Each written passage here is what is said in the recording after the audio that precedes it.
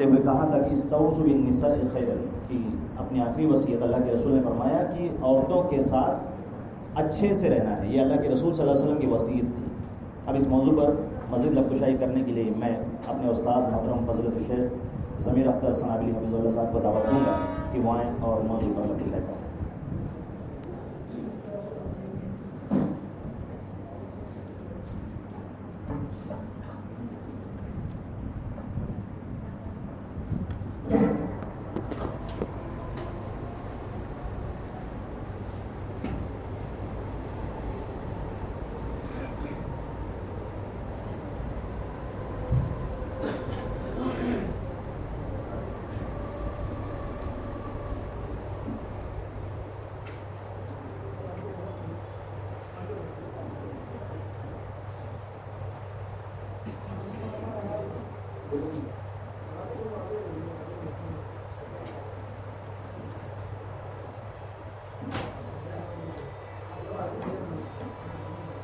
السلام علیکم ورحمۃ اللہ وبرکاتہ۔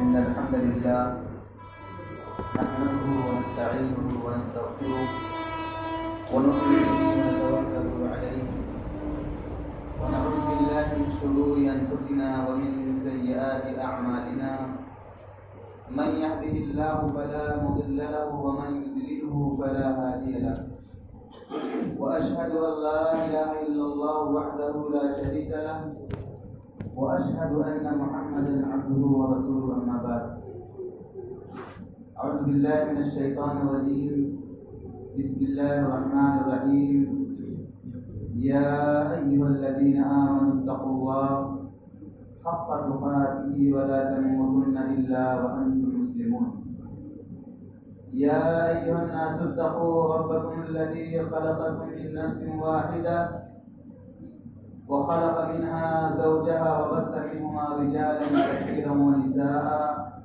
واتقوا الله الذي تساءلون به والأرحام إن الله كان عليكم رقيبا، يا أيها الذين آمنوا اتقوا الله وقولوا قولا سديدا يصلح لكم أعمالكم ويغفر لكم ذنوبكم، ومن يطع الله ورسوله فقد فاز فوزا عظيما، أما بعد، قال الله تعالى في كلامه المجيد: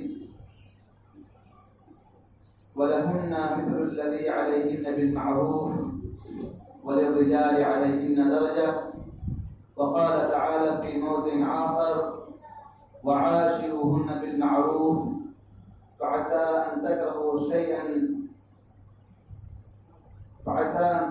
شيئا يجعل الله فيه خيرا كثيرا، أو كما قال عز وجل۔ محترم حاضرین کرام، دینی اور ملی بھائیوں، محترم بزرگوں اور ملت اسلامیہ کی ماں اور بہنوں، رب العالمین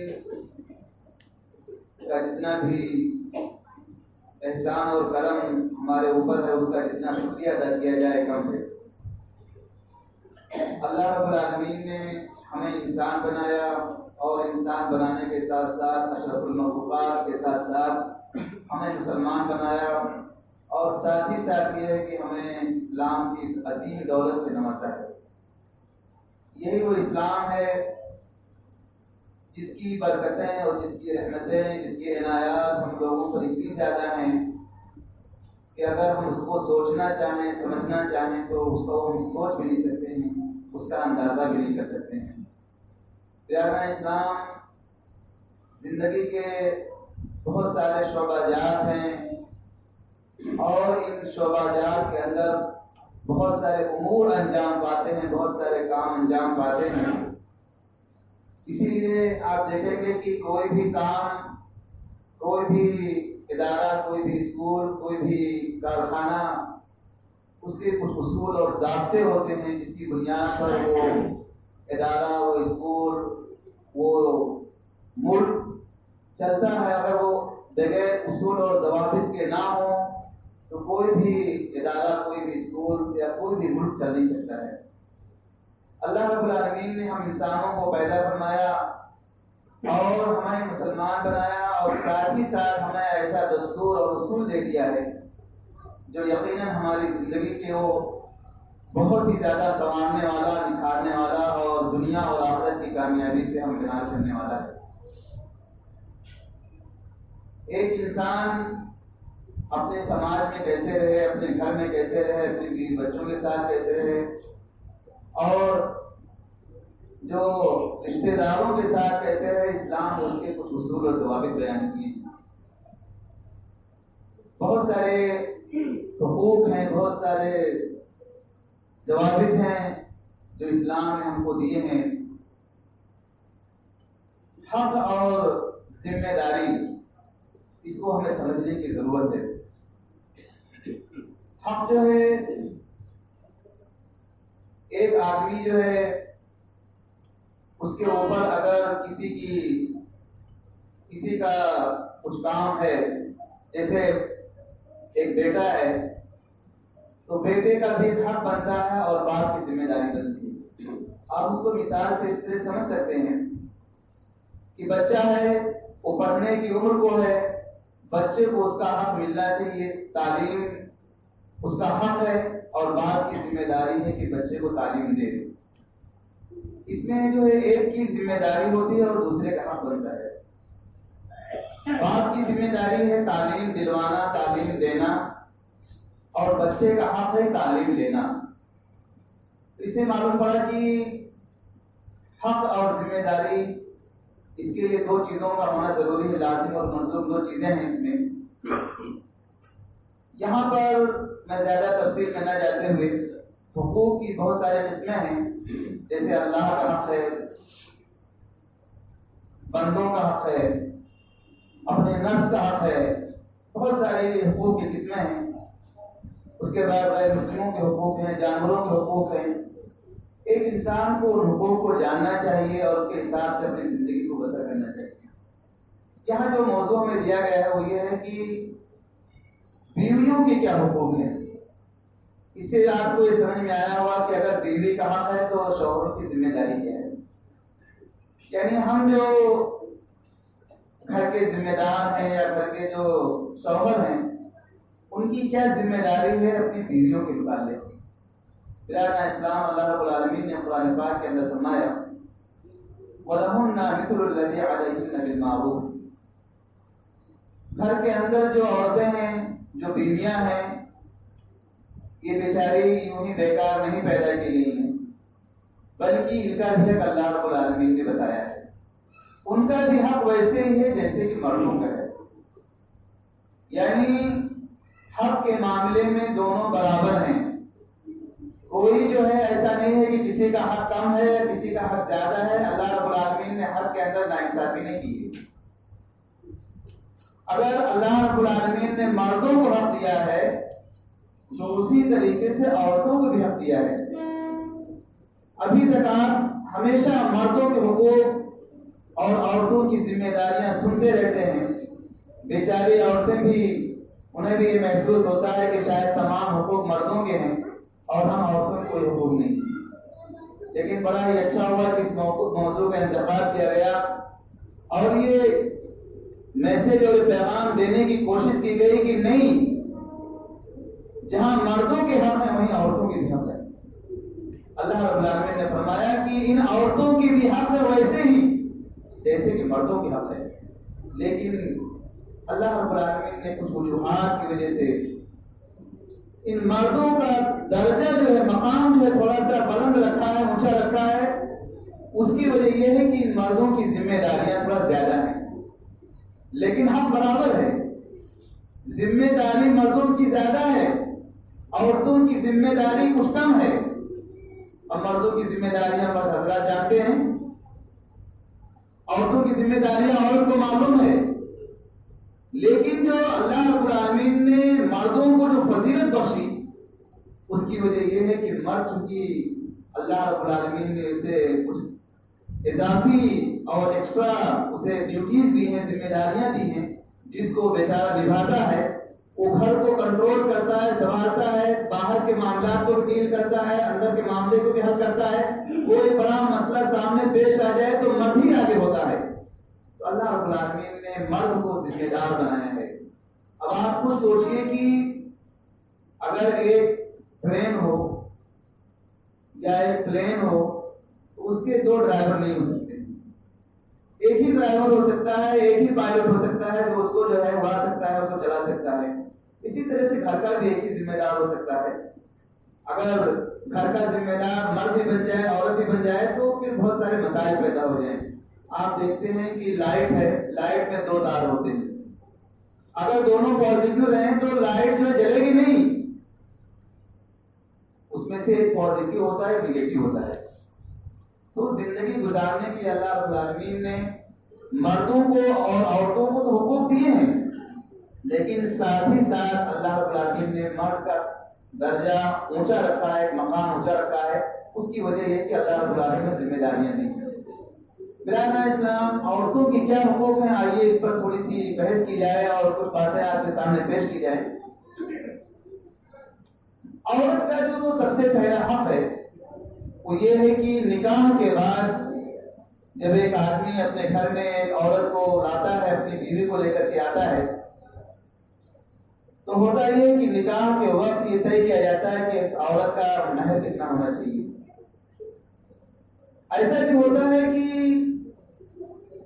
مہر کی رقم جو ہے کبھی کبھار فوری طور پر دے دی جاتی ہے، اور کبھی یہ ہے کہ مہر کو مؤخر کر دیا جاتا ہے کہ کچھ دنوں کے بعد دے دیا جائے گا۔ اس کی بھی اجازت اور گنجائش رکھی گئی ہے، لیکن بہتر یہ ہے کہ مہر کی ادائیگی فوری طور پر ہو جائے، نکاح کے وقت ہو جائے یا رخصتی کے بعد ہو جائے، اور اس میں تاخیر کرنا اچھی بات نہیں۔ تو یہ مہر جو ہے اس کی 2 قسمیں ہیں، مہر معجل اور مہر مؤجل۔ تو ایک عین کے ساتھ، ایک واو کے ساتھ۔ ایک کا مطلب یہ ہے کہ جو فوری پھر فور ادا کر دی جائے، اور دوسرا یہ ہے کہ جس میں کچھ مہلت دے دی جائے کہ اس آدمی کے پاس جو گنجائش ہوگی تو دے دیا جائے گا۔ لیکن اس کا مطلب یہ نہیں ہے کہ اتنی تاخیر کر دی جائے کہ موت کا وقت آ جائے اور آدمی دنیا سے چلا جائے اور اپنے بیوی کا مہر ادا نہ کر سکے۔ ایسا ہوتا ہے کہ ایک آدمی، ایک مولانا صاحب نکاح پڑھانے جاتے ہیں اور کبھی کبھار جو ہے دولہے کو یا اس کے گھر والوں کو بتاتے ہیں کہ اس کا مہر متعین کرنا چاہیے، اس کو دے دیا جائے فوری طور پر، تو بہت سارے لوگ اس کو نظر انداز کر دیتے ہیں، کہتے ہیں کہ بعد میں دے دیں گے۔ یعنی اس کو ایسا سمجھتے ہیں کہ مہر کی ان کے یہاں کوئی اہمیت ہی نہیں ہے، حالانکہ رب العالمین نے قرآن پاک کے اندر فرمایا ہے وَآتُوا النِّسَاءَ صَدُقَاتِهِنَّ نِحْلًا، کہ عورتوں کو ان کا مہر خوشی خوشی دے دو، اپنی دل کی خوشی کے ساتھ ان کا مہر ادا کر دو، یہ ان کا حق ہے۔ اور دوسری آیت کے اندر اللہ رب العالمین نے فرمایا فَآتُوهُنَّ أُجُورَهُنَّ فَرِيضَةً، ان عورتوں کا مہر جو ہے ادا کر دو، یہ ایک فریضہ ہے، ایک ذمہ داری ہے، اس کا ادا کرنا ضروری ہے۔ لیکن آپ دیکھیے کہ برادر اسلام، خاص طور پر ہمارے علاقوں میں یو پی کے جو لوگ ہیں وہ مہر کے اندر کتنی غفلت برتتے ہیں، کتنی سستی کرتے ہیں۔ بہت سارے واقعات پرانے زمانے میں سننے میں ملتا تھا کہ بیوی آتی تھی تو لوگ کہتے تھے بیوی کو کہ مہر بخش دو، مہر بخش دو۔ تو ایک مرتبہ کوئی عالمہ تھی، انہوں نے کہا، ان سے کہا گیا کہ بھائی مہر کو بخش دو، بخش دو۔ وہ جاہل آدمی تھا، کہا بخش دو بخش دو، بولا اس عورت نے بولا بخش دو، رکھا لے دو۔ اب یہ ہے کہ لوگوں کی چلن چل پڑی تھی مہر بخشوانے کی، لیکن میرے بھائیوں یہ بخشوانا یہ کسی بھی طریقے سے مناسب نہیں ہے، یہ عورتوں کا ایک حق ہے جس کو ادا کرنا بہت ہی زیادہ ضروری ہے۔ اور مہر کا کی رقم شوہر کے لیے لینا زبردستی یا کسی بھی طریقے سے مناسب نہیں ہے۔ ہاں، اگر عورت اپنی خوشی سے بغیر کسی دباؤ کے اگر وہ عورت مہر کو دے دیتی ہے اپنے شوہر کو استعمال کرنے کے لیے، تو اس کے لیے جائز ہے کہ رقم کو لے سکتا ہے، لیکن بہتر ہے کہ اس کا حق نہ مارے، معاف نہ کروائے۔ میرے بھائیوں، مہر کا معاف کروانا یا بخشوانا یہ کسی بھی طریقے سے مناسب نہیں ہے۔ تو پہلا حق یہ ہے کہ اگر عورت ہے آپ کی نکاح میں آتی ہے، جو لوگ شادی شدہ ہیں جن کی شادیاں ہو رہی ہیں، ان کو چاہیے کہ اس کا اہتمام کریں کہ عورت کا مہر ادا کریں، ان کا حق ادا کریں۔ اگر آپ نہیں کریں گے ایک آدمی نبی صلی اللہ علیہ وسلم فرماتے ہیں کہ اس آدمی نے نکاح کیا اور اس کی نیت یہ تھی کہ عورت کو مہر ادا نہیں کرے گا، تو آپ صلی اللہ علیہ وسلم نے فرمایا کہ ایسا شخص جو ہے، ایسا آدمی جو ہے زانی ہے، ایسا آدمی زنا کرنے والا ہے، وہ اس کے حق کو مانگنے والا ہے۔ تو کسی بھی صورت میں عورت کا مہر ناجائز طریقے سے یا دباؤ ڈال کر کے ہضم کر لینا یہ درست نہیں ہے۔ اسی طریقے سے بہت سارے لوگ ایسے بھی ہوں گے، ہو سکتا ہے، جنہوں نے اب تک مہر کی رقم ادا نہ کی۔ میرے بھائیوں، اسے جلد از جلد ادا کر دینا چاہیے، اور مہر کی رقم جو ہے بہتر ہے کہ نکاح کے وقت ہی متعین کر دی جائے۔ لیکن اب ایسا ہو سکتا ہے کہ نکاح ہو گیا لیکن مہر کی رقم متعین نہ کی گئی ہو، اور یہ جائز بھی ہے لیکن ضروری نہیں ہے۔ یہ جائز ہے کہ نکاح کے وقت جو ہے بہن مہر کی رقم متعین نہ ہو، یہ جائز ہے لیکن ضروری نہیں ہے۔ بہتر یہ ہے کہ مہر کی رقم متعین کر دی جائے نکاح کے وقت، لیکن کبھی ایسا ہو سکتا ہے کہ اگر مہر کی رقم متعین نہیں کی گئی ہے تو اس عورت کو کیا مہر دی جائے گی؟ اس کے بارے میں یہ ہے، قرآن کا یہ فرمان ہے، یا اس کے بارے میں یہ ہے کہ اس عورت کو جو ہے مہر مثل دے دیا جائے، یعنی عام طور پر اس کے خاندان میں جو مہر کی رقم دی جاتی ہے وہ رقم جو ہے اس کے حساب سے دے دیا جائے، یا اگر آدمی مالدار ہے تو اپنی مالداری کے حساب سے وہ مہر کی رقم اتنا دے دے۔ اب مانی بات ہے کہ آدمی اگر کروڑوں میں کما رہا ہے تو وہ اپنے حساب سے زیادہ مہر دے، لیکن ایک آدمی اگر غریب ہے لیکن اپنی حیثیت کے حساب سے وہ مہر کی رقم متعین کر کے دے دے، یہ بھی جائز ہے۔ قرآن کی یہ آیت اس سلسلے میں موجود ہے، جس سے پتہ چلتا ہے کہ مہر کی رقم اگر متعین نہیں ہے تو بعد میں متعین کر کے دی جا سکتی ہے۔ تو لہٰذا اسلام بہتر یہ ہے کہ مہر کی رقم اس وقت متعین ہو جائے، لیکن اگر متعین نہیں ہوئی ہے تو عورت کو مہر مثل دیا جائے گا، یا یہ ہے کہ وہ رقم دی جائے کہ آدمی اپنی حیثیت سے زیادہ اتنی دے سکتا ہو، یا غریب آدمی اپنی حیثیت کے حساب سے اور ایک جو ہے مالدار آدمی اپنی حیثیت سے۔ اسی طریقے سے عورت کا یہ حق ہے کہ ایک عورت کو اس کا نفقہ، اس کا خرچہ، اس کا رہائش کا انتظام اس کے لیے کیا جائے۔ لہٰذا اسلام جس طرح سے آدمی چاہتا ہے کہ وہ اچھے طریقے سے رہے، اچھے کپڑے پہنے، اچھا کھائے، اچھا پیے، اچھا رہے، اچھے مکان میں رہے، اسی طریقے سے عورت کا بھی حق ہے کہ عورت کے لیے بھی اس کے گھر کے اندر اچھا انتظام کرے، اس کے کھانے پینے کا بہتر انتظام کرے، اس کے پہننے کا بہتر انتظام کرے، اس کے لیے رہائش کا بہتر انتظام کرے۔ اگر آدمی تو خود سوچتا ہے کہ باہر نکلنے کے لیے وہ سوچتا ہے کہ ہمارا کپڑا بہت ہی اچھا ہو اور ہمارا جو ہے یعنی پہناوا کافی خوبصورت ہو، خود جو ہوٹلوں میں کھاتا ہے اچھا، لیکن اگر وہ اپنی بیوی کا خیال نہیں کرتا ہے، گھر میں عورت ہے وہ بیچاری جو ہے پھٹا پرانا پہنتی ہے، مسکینوں والی حالت بنا کے رکھی ہے، اور خود جو ہے کیسے دکھا دیتے ہیں، آدمی باہر رہتا ہے، اچھے ہوٹلوں میں کھاتا ہے، اچھے کپڑے پہن کر گھومتا ہے، اپنے اسٹیٹس کو سماج کے سامنے دکھاتا ہے، لیکن بیوی کی حالت بہت بری ہے۔ تو قرآن کے حکم کے خلاف ہے، بلکہ یہ ہے کہ ان کا حق یہ ہے کہ جو خود کھاؤ ان کو کھلاؤ، جو خود پہنو ان کو پہناؤ۔ جس طرح سے تم اچھی لائف گزارنا چاہتے ہو، اسٹائل کی لائف گزارنا چاہتے ہو، ویسے عورتوں کا بھی حق ہے کہ ان کو بھی حق دیا جائے۔ ایک صحابی ہیں، اللہ نبی صلی اللہ علیہ وسلم سے سوال کرتے ہیں کہ اے اللہ کے رسول، کیا میری بیوی کا بھی میرے اوپر کچھ حق ہے؟ بہت سارے لوگ ابھی تک یہی سمجھ رہے تھے کہ شاید بیوی کو کچھ حق نہیں ہے، تو صحابی بھی وہ سوال پوچھتے ہیں کیا میری بیوی کا بھی میرے اوپر کچھ حق ہے؟ یا نبی صلی اللہ علیہ وسلم نے فرمایا ہاں، تمہاری بیوی کا بھی تمہارے اوپر حق ہے۔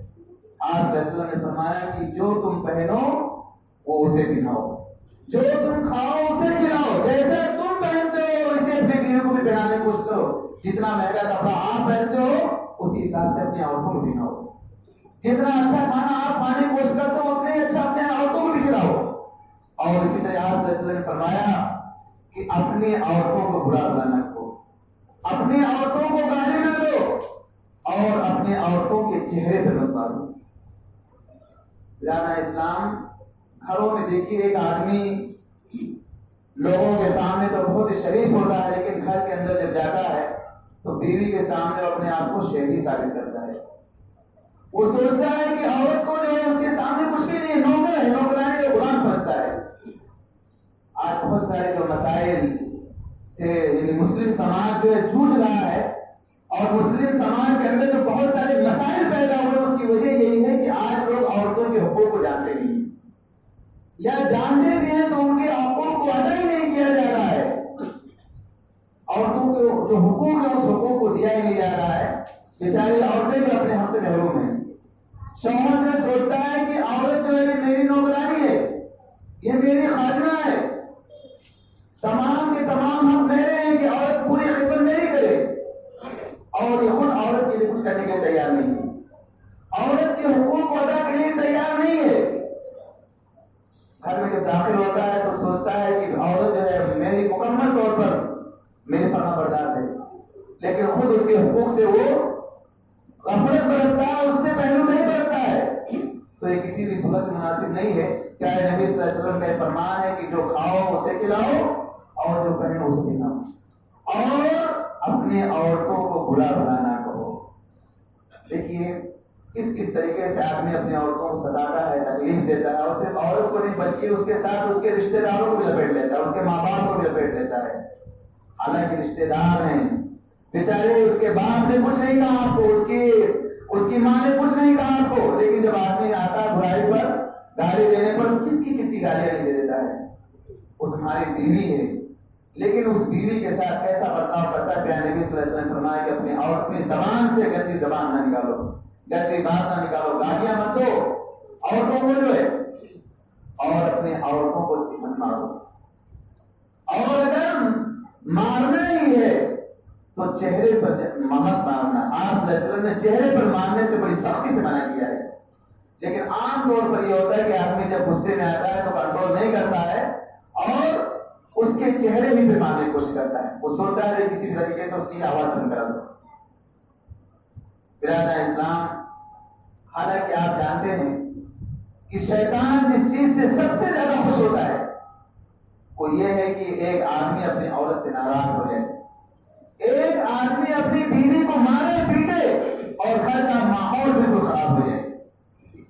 آپ نے بڑی مشہور روایت سنی ہے کہ شیطان اپنا عرش جو ہے، اپنا تخت جو ہے پانی کے اوپر بچھاتا ہے، پھر اپنے کارندوں کو بھیجتا ہے کہ جا کر کے کچھ کارنامے جو تم سے ہو سکتے وہ انجام دو۔ ہر کوئی اس کا کارندہ آتا ہے اور پھر اس کے سامنے اپنی رپورٹ پیش کرتا ہے کہ آج میں نے ایسا ایسا کام کیا ہے۔ شیطان سب کو دھمکاتا ہے، بتاتا ہے کہ تم نے کچھ نہیں کیا ہے جو ہے۔ اس میں سے ایک بندہ آتا ہے اور کہتا ہے کہ ایک شیطان آتا ہے اور کہتا ہے کہ آج میں نے جو ہے میاں بیوی کے درمیان جھگڑا لڑا دیا اور خوب جھگڑا کرایا۔ وہ شیطان جو ہے، ابلیس جو ہے، اس کو شاباشی دیتا ہے کہ تو نے یار اچھا کام کیا ہے اور تو ہی اس کے مستحق ہے کہ تجھے شاباشی دی جائے گی۔ برادر اسلام، بیوی اور شوہر کے درمیان جھگڑا لڑانے کا کام شیطان کا ہوتا ہے، تو ہمیں چاہیے کہ جب غصہ ہو تو یہ سوچ کے رکھیں کہ شیطان اپنا کام کر رہا ہے، تو بیویوں کو جو ہے چہرے پر نہ مارا جائے، اور جہاں تک ہو سکے مارنے سے بچایا جائے۔ منع کیا گیا ہے کہ عورتوں کو نہ مارا جائے۔ اسی طریقے سے میں آپ کے سامنے ایک صحابی کا ایک قول پیش کر دیتا ہوں، یا ان کا ایک عمل پیش کرتا ہوں۔ وہ کہتے ہیں، جو ہم لوگوں کے لیے بڑی نصیحت کی بات ہے، صحابی رسول بڑے نیک ابو ذر غفاری رضی اللہ تعالیٰ عنہ، ابو ذر غفاری رضی اللہ تعالیٰ عنہ نے اپنی بیوی سے کہہ دیا تھا، ان کو جو ہے انہوں نے اپنی بیوی سے پہلے ہی سیٹنگ کر لی تھی کہ دیکھو جب میں گھر میں غصہ ہوں گا تو تمہارا کام یہ ہے کہ تم خاموش رہنا، تم کو جو ہے مجھ سے منہ لڑانے کی ضرورت نہیں ہے، اور جب تم غصہ ہوگی تو میں کنٹرول کرنے کی کوشش کروں گا، میں تمہارے اوپر جو ہے تم سے منہ لڑانے کی کوشش نہیں کروں گا۔ یہ ابو ذر غفاری رضی اللہ تعالیٰ عنہ ہیں جنہوں نے اپنی بیوی کو پہلے ہی سمجھا دیا تھا کہ ہو سکتا ہے کہ ہمارا تمہارا کسی بات کے اوپر جو جھگڑا شروع ہو جائے اور ہم دونوں ایک دوسرے کے اوپر جو ہے یعنی برا بھلا کہنے کے تیار ہو جائیں۔ تو اگر مجھے غصہ آ گیا تو تمہارا کام ہے کہ تم خاموش رہنا، اپنے آپ کو کنٹرول رکھنا، اور اگر تمہیں غصہ آ جائے گا تو میں وعدہ کرتا ہوں کہ میں اپنے آپ کو کنٹرول رکھوں گا۔ میرے بھائیوں، یہ بات جو ہے ہم سب کے لیے نصیحت کی ہے۔ ہمیں چاہیے کہ اپنے گھروں میں اپنی بیویوں کو تنہائی میں بتا دیں کہ ابھی ہو سکتا ہے میں غصے کی حالت میں رہوں تو تمہارا کام ہے ذرا کنٹرول میں رہنا، ہو سکتا ہے ورنہ شیطان اپنا کام کر دے گا اور شیطان جو ہے وہ شاباشی لے لے گا اور خوش ہو جائے گا۔ برادر اسلام، تو یہ بات یاد رکھنی چاہیے کہ عورتوں کو جب نہ مارا جائے اور گھروں کو جو ہے بہتر بنانے کی کوشش کیا جائے، گھر کو جو ہے پرسکون بنانے کی کوشش کیا جائے۔ برادر اسلام، ایک قول جو ہے منسوب ہے ٹیپو سلطان کی طرف، اب اس کی حقیقت کیا ہے مجھے نہیں معلوم، لیکن یہ قول ٹیپو سلطان کی طرف منسوب ہے کہ انہوں نے کہا کہ اگر تم چاہتے ہو کہ تمہاری بیویاں،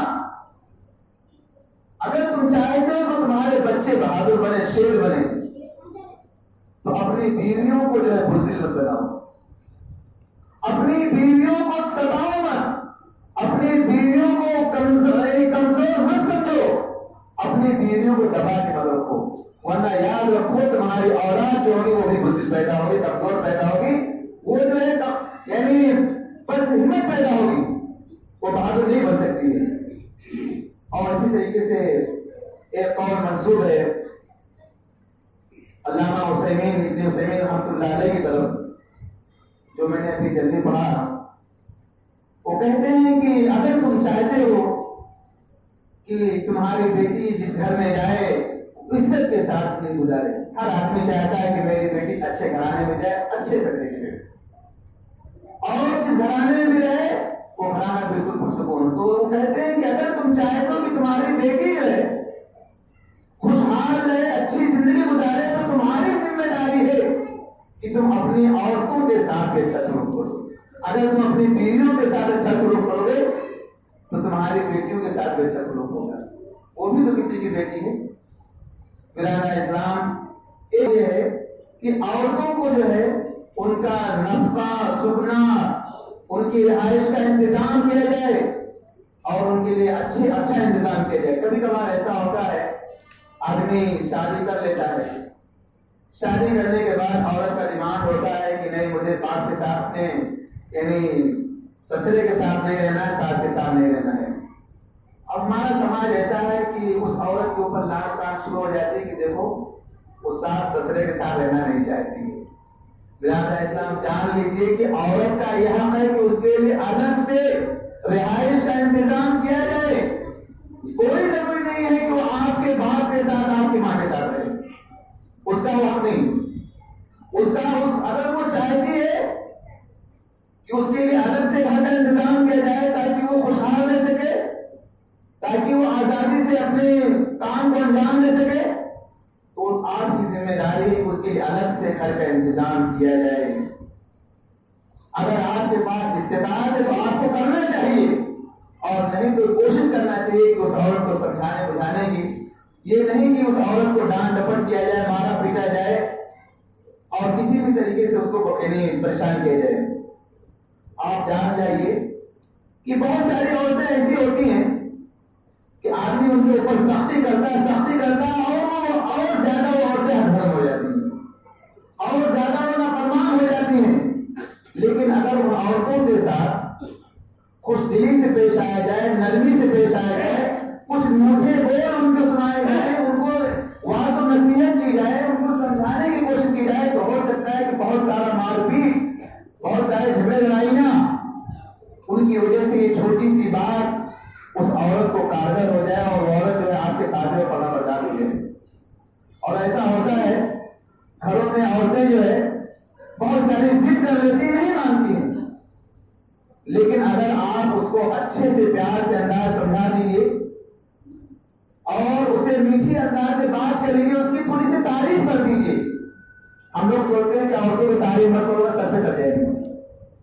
عورتوں کی تعریف بھی کرنا چاہیے، اگر فتنہ آپ زیادہ بڑھ رہا ہو تو تعریف کرنے میں کوئی برائی نہیں ہے۔ اگر آپ کو یہ اندازہ ہو رہا ہے کہ اگر میں تعریف نہیں کروں گا تو مسائل اور کھڑے ہو جائیں گے، تو تھوڑی سی تعریف کرنے میں کیا مسائل ہے؟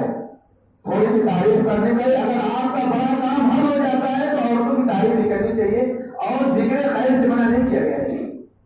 پیارے نبی صلی اللہ علیہ وسلم خود اپنی بیویوں کا ذکر خیر کیا کرتے تھے۔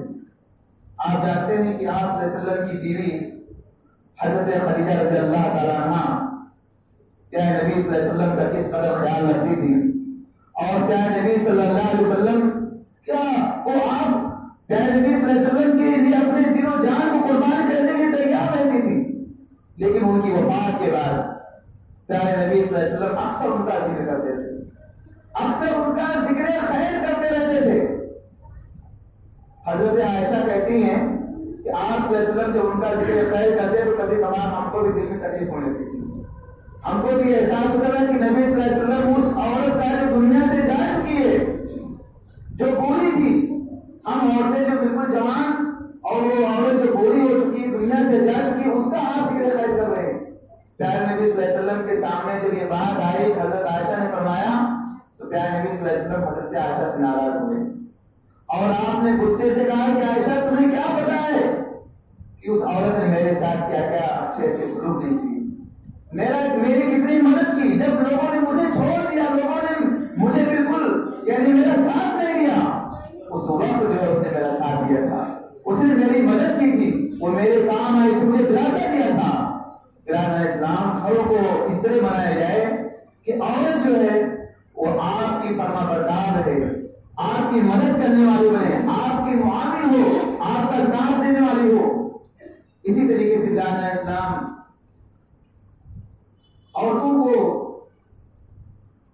اللہ رب العالمین نے فرمایا عورتوں کے نفقہ اور سکنا کے بارے میں کہ لیونفق ذو سعۃ من سعتہ، ہر حیثیت والے کو اپنی حیثیت کے مطابق اپنی بیوی پہ خرچ کرنا چاہیے۔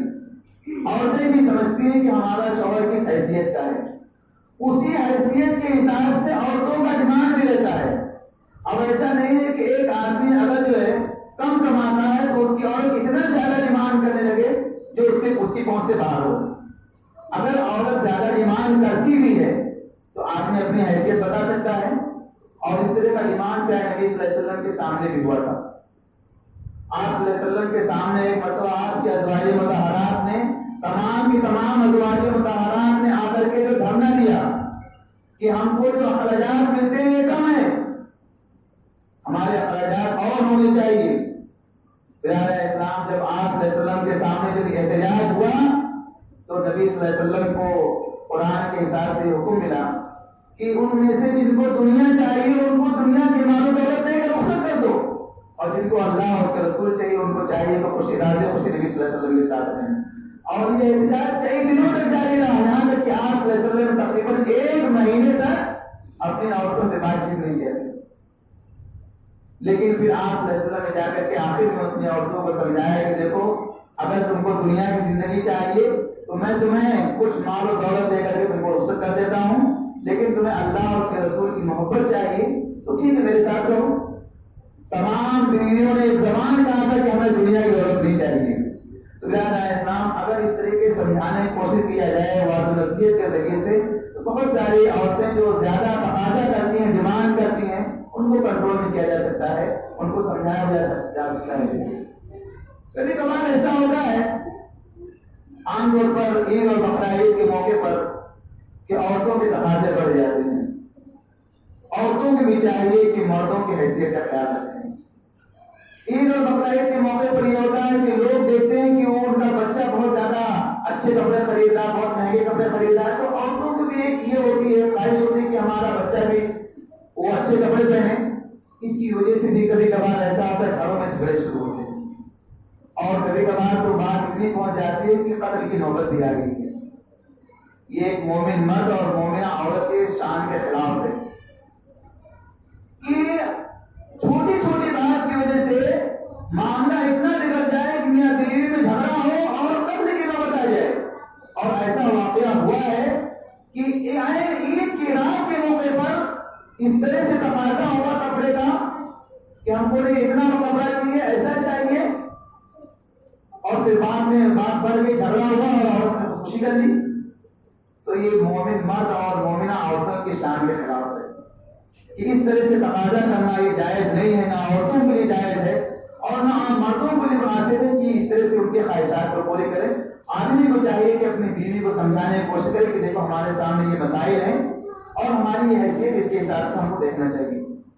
بلاد اسلام اسی طریقے سے عورتوں کے حقوق کے تعلق سے یہ ہے کہ عورتوں کی صحیح تعلیم و تربیت ہو. اگر عورت کے پاس تعلیم ہوگی, اس کی صحیح تربیت ہوگی, تو ایک عورت صحیح طریقے سے گھر کا نظام چلا سکتی ہے, گھر کو صحیح طریقے سے وہ ہینڈل کر سکتی ہے, گھر کو صحیح طریقے سے وہ چلا سکتی ہے. اگر عورت کے پاس تعلیم نہیں ہے, اس کی صحیح تربیت نہیں ہے, تو اس کی وجہ سے بہت سارے مسائل کھڑے ہوں گے. اور تعلیم میں سب سے زیادہ جو چیز ضروری ہے وہ دین کی تعلیم ہے. اگر کسی عورت کے پاس دین کی تعلیم ہوگی تو وہ کبھی بھی اپنے شوہر سے بہت زیادہ جھگڑا اور بہت زیادہ لڑائی کی کوشش نہیں کرے گی. تو پہلی چیز یہ ہے کہ عورتوں کو دین کی تعلیم دی جائے, ان کی تربیت کی جائے, ان کو اللہ اس کے رسول اور آخرت کا خوف دلایا جائے, جہنم کا خوف دلایا جائے. دنیا کی جو بے وقاتی ہے اس کو بتایا جائے کہ دنیا کا کوئی مطلب نہیں ہے, اور آخرت کا ڈر ان کو بتایا جائے. اگر اس طریقے سے عورتوں کو, اور عام طور پہ عورتیں جو ہے یعنی فطری طور پر وہ بہت جلد جو ہے دین کی باتوں کی طرف لپکتی ہیں, دین کی باتوں کی طرف آتی ہیں. اگر آپ خود نہیں سمجھا سکتے ہیں برادر اسلام, آپ یہ کام کر سکتے ہیں کہ کسی نیک انسان کے ذریعے سے پردے کے پیچھے سے اس کی اصلاح کرا سکتے ہیں, اس کو واضح کرا سکتے ہیں, یا ان کو دینی پروگراموں میں لا سکتے ہیں, یا اسی طریقے سے جمعہ کے خطبات میں عورتوں کو لانا چاہیے تاکہ وہ دین کی باتیں سنیں. یہ بھی ان کا حق ہے. مسجدوں میں آنا عورتوں کا حق ہے. جس حق کو آج جو ہے ختم کر دیا گیا, چھین لیا گیا ہے, جس کی وجہ سے عورتیں دین کے نہ ہونے کی وجہ سے گھروں میں بہت سارے مسائل پیدا ہو رہے ہیں. اگر عورت کے پاس دین کی تعلیم ہوگی, چاہے وہ کسی بھی راستے سے حاصل کرے, آپ نیک آدمی کو, ایک نیک شخص, نیک عالم کو لے جا کر کے پردے کے پیچھے سے اپنے گھر میں واعظ کروا سکتے ہیں. اسی طریقے سے دینی مجلسوں میں ان کو ان کے لیے علاحدہ اگر انتظام ہے تو وہاں لے جا کر کے اگر دین کی باتیں عورتوں کو سنائیں گے, تو عورتوں کی فطرت ہے کہ عام طور پر وہ جنت اور جہنم کی باتیں جو سنتی ہیں تو بہت جلد متاثر ہو جاتی ہیں. تو یہ چاہیے کہ عورتوں کو دین کی تعلیم خاص طور پہ دی جائے, اور انہیں ان کے کچھ ایسے مسائل ہوتے ہیں جو ان کے اندرونی مسائل ہوتے ہیں, اس کی بھی تعلیم ہونی ضروری ہے. جیسے حیض کا مسئلہ ہے, نفاس کا مسئلہ ہے, استحاضے کا مسئلہ ہے, ولادت کے مسائل ہیں, ہم بستری کے مسائل ہیں, بہت سارے مسائل ہیں. ان مسائل کی جانکاری بھی عورتوں کو ہونا چاہیے. پیارے نبی صلی اللہ علیہ وسلم کے زمانے میں عورتیں آتی تھیں اور نبی صلی اللہ علیہ وسلم سے مسئلہ پوچھتی تھی. ایک صحابیہ آتی ہیں اور نبی صلی اللہ علیہ وسلم سے ایک بڑا ہی شرمناک مسئلہ پوچھتی ہیں. حضرت عائشہ رضی اللہ تعالیٰ عنہا کہتی ہیں کہ یہ عورت اس طرح کا مسئلہ پوچھ رہی ہے, لیکن وہ عورت بڑی نیک تھی, پرہیزگار تھی, اللہ والی تھی. انہوں نے حوالہ دے دیا قرآن کا. کیا حوالہ دیا؟ ان اللہ لا یستحی من الحق, رب العالمین حق بات کے بیان کرنے سے شرماتا نہیں ہے. اگر جو ہے دین کا مسئلہ ہے, چاہے وہ حیض کا مسئلہ ہو, یمسی منتھلی پیریڈ جو ہے اس کا مسئلہ کیوں نہ ہو, استحاضے کا مسئلہ ہو, اور بھی کوئی مسئلہ کیوں نہ ہو, ایک عالم دین پردے کے پیچھے سے اگر عورت سوال کرتی ہے تو اس کا جواب دے سکتا ہے. ان مسائل کو مسجدوں, ممبر سے خطبے کے جمعہ کے خطبے میں ان مسائل کو بیان کیا جا سکتا ہے, اور بیان ہونا چاہیے. برادر اسلام, آج جنسی کا مسئلہ ہے, بہت سارے جنسی مسائل جو بچے آج موبائل پہ دیکھتے رہتے ہیں. آج یہ ہو گیا ہے کہ مسجد میں جمعہ کے خطبے میں ایسے مسئلے نہیں بیان کیے جاتے ہیں. سوچتے ہیں کہ مولانا اگر بیان کریں گے تو مولانا بھی سوچتے ہیں کہ لوگ بولیں مولانا کتنا بے شرم ہے, مولانا نہیں بیان کرتے. حیض کا مسئلہ, اسی طریقے سے مستری کے مسائل ہیں, بہت سارے مسائل ہیں. ایک عالم دین اس لیے بیان کرتا ہے, سوچتا ہے کہ یہ سب مسائل بیان کروں گا تو بے شرمی والی باتوں کے لوگ عوام کہتے ہیں, لیکن ان اللہ لا یستحی من الحق, حق بات بیان کرنے سے رب العالمین شرماتا نہیں ہے. ایک صحابی آتی ہے, رسول سے ڈائریکٹ فتویٰ پوچھتی ہیں کہ اے اللہ کے رسول, ایسا ایسا مسئلہ ہے, حیض کا مسئلہ ہے, نفاس کا مسئلہ ہے, مجھے پوچھنا ہے. حضرت عائشہ رضی اللہ تعالیٰ عنہا نے اس عورت کو کھینچ لیا اور اس کے بعد اس کو مسئلہ بتایا کہ دیکھو یہ ایسا ہے اور یہ کام ایسے ایسے کرنا ہے. تو اس سے معلوم پڑتا ہے کہ ایک عالم دین ہے یا اگر کوئی عالمہ ہے, اگر عالم دین کو شرم آ رہی ہے تو کسی عالمہ کو ریفر کر سکتا ہے کہ بھائی ان کے پاس چلے جاؤ اور یہ مسئلہ سمجھ لو جو ہے. یا ایسا ہو سکتا ہے کہ شوہر اور بیوی دونوں کسی عالم کے پاس جائیں اور وہ مسئلہ پیش کریں. الحمدللہ آپ جانتے ہیں کہ اگر بیوی کو کوئی تکلیف ہوتی ہے یا شوہر کو کوئی معاملہ ہوتا ہے تو بنا کسی جھجک کے آپ ڈاکٹر کے پاس جاتے ہو, ڈاکٹر کے پاس جا کر کے اپنا مسئلہ پیش کرتے ہو. تو آخر ایک عالم دین کے پاس وہ مسئلہ کیوں نہیں رکھا جا سکتا ہے؟ برادر اسلام, تو یہ تعلیم کے سلسلے میں بات آئی کہ تعلیم و تربیت ہونی چاہیے. اگر تعلیم و تربیت نہیں ہوگی, گھروں میں واعظ نہیں ہوگی, گھروں میں نصیحت نہیں ہوگی تو گھر کا ماحول خراب ہوگا. اور میں سمجھتا ہوں کہ بہتر یہ ہے کہ گھروں میں درس شروع ہو. اگر آپ کچھ پڑھے لکھے ہیں تو آپ کے گھروں کو کتابیں ہونی چاہیے, خاص طور پہ قرآن کا ترجمہ ہو اور صحیح حدیثوں کا مجموعہ ہو کہ آپ صبح شام جو ہے اپنے گھروں میں اپنے بچوں کو بٹھائیے. آپ دیکھیے تبلیغیوں کو کہ تبلیغی جماعت کے جو لوگ ہیں وہ 2-4 افراد کو لے کر بیٹھتے ہیں, ان کے سامنے کچھ بھی سناتے رہتے ہیں. تو آخر یہ کام ہم کیوں نہیں کر سکتے اپنے بچوں کے سامنے جو ہے ہم اپنے فیملی ممبرس کو بٹھائیں اور ان کے سامنے کچھ قرآن کی آیتوں کا ترجمہ پڑھیں تاکہ اسی بہانے وہ بھی قرآن کو پڑھنے اور سمجھنے کی کوشش کریں, کچھ حدیثیں پڑھیں, کچھ حدیثوں کا مطلب سمجھائیں. سب سے بہترین کتاب جو ہے آپ جو ریاض الصالحین جو ہے اگر گھروں میں تھوڑا تھوڑا پڑھنا شروع کریں تو بس مطلب اس سال کے اندر جو ریاض الصالحین ختم ہو سکتی ہے. پرانا اسلام اس کا اہتمام کریں گے تو گھر کا ماحول انشاءاللہ بہت اچھا ہو جائے گا. اور عورتیں دین کی تعلیم سے اس قدر سے یعنی دین کی تعلیم ہو جائے گی کہ جس طرح سے ایک عالم ہوتا ہے اس طرح سے عورتیں بھی دین کی تعلیم حاصل کر لیں گی. آپ دیکھیے جو سعودی عرب جاتے ہیں بہت سارے لوگ کام کرنے کے لیے جاتے ہیں, وہاں جاتے ہیں بیچارے, لیکن ان کو کچھ ایسا ماحول مل جاتا ہے الحمدللہ جو ہے جالیات وہاں پہ دین کا کام ہوتا ہے. تو اگر وہ جالیات سے جڑ جاتے ہیں جب وہاں سعودی عرب سے واپس آتے ہیں ہندوستان واپس آتے ہیں تو ان کے پاس اتنی تعلیم ہوتی ہے کہ یہاں ہندوستان کے بہت سارے عالم ان کے سامنے فیل ہوتے ہیں. یہ صرف اجتماعات کو اٹینڈ کرنے کا نتیجہ ہے, دینی مجلسوں میں بیٹھنے کا نتیجہ ہے. بہت اچھی معلومات ان کے پاس ہوتی ہے جو علماء کے پاس میں نہیں ہوتی ہیں. تو اگر گھروں میں دین کی تعلیم کا اہتمام ہو تو انشاءاللہ اس کا فائدہ ہو سکتا ہے. اس طریقے سے پیارا اسلام اللہ رب العالمین نے فرمایا یا ایھا الذین آمنوا قوا انفسکم واہلیکم نارا وقودھا الناس والحجارہ, اے لوگوں اپنے آپ کو اور اپنے گھر والوں کو جہنم کی آگ سے بچاؤ جس جہنم میں انسان اور پتھروں کو ڈالا جائے گا, آگ کو ڈالا جائے گا اور پتھروں کو ڈالا جائے گا. یعنی جہنم کا ایندھن انسان اور پتھر ہوں گے. تو اس جہنم سے ہمیں بچانا ہے, ہمیں اپنے آپ کو بھی بچانا ہے اور اپنے گھر والوں کو بچانا ہے. بچانے کا راستہ کیا ہے؟ ان کو صحیح دین کی تعلیم دیں اور ان کی تربیت کریں اور ان کو اچھے عمل کے لیے اکسائیں, دین کے لیے لائیں, اچھے کاموں میں لگائیں گے. خود پیارے نبی صلی اللہ علیہ وسلم کے بارے میں فرمایا گیا, آپ صلی اللہ علیہ وسلم کو یہ حکم دیا گیا وَأَمُرْ أَهْلَكَ بِالصَّلَاةِ وَاصْطَبِرْ عَلَيْهَا, اپنے گھر والوں کو نماز کا حکم دو اور اس پر جمے رہو. ہوتا ہے کہ ہم ذمہ دار ہیں, ہم تو نماز پڑھتے ہیں لیکن عورتیں نماز نہیں پڑھتی ہیں, عورتیں روزہ نہیں رکھتی ہیں, عورتیں دین کی باتوں نہیں سنتی ہیں. برادر اسلام, ہو سکتا ہے بہت ساری عورتیں آپ کی بات نہ سنیں, آپ نماز کی اٹھائیں نہ اٹھیں, آپ ان کو اٹھائیے, کوشش کیجیے, زبردستی کیجیے. جس طرح سے آگ سے اپنے آپ کو بچانے کی کوشش کرتے ہیں اسی طریقے سے ان کو بھی جہنم کی آگ سے بچانے کی کوشش کیجیے. وَأَمُرْ أَهْلَكَ بِالصَّلَاةِ وَاصْطَبِرْ عَلَيْهَا, اور یہ عورتیں اتنی آسانی سے آپ کے کام نہیں مانیں گے. ہو سکتا ہے وہ اپنا ریئیکشن بھی کریں, ہو سکتا ہے آپ کو جھڑک بھی دیں, ہو سکتا ہے آپ کو کچھ تکلیف میں ڈال دیں, اس پر صبر کیجیے. قرآن نے فرمایا گیا کہ اس پر صبر کرو اپنے اہل و عیال کے ساتھ.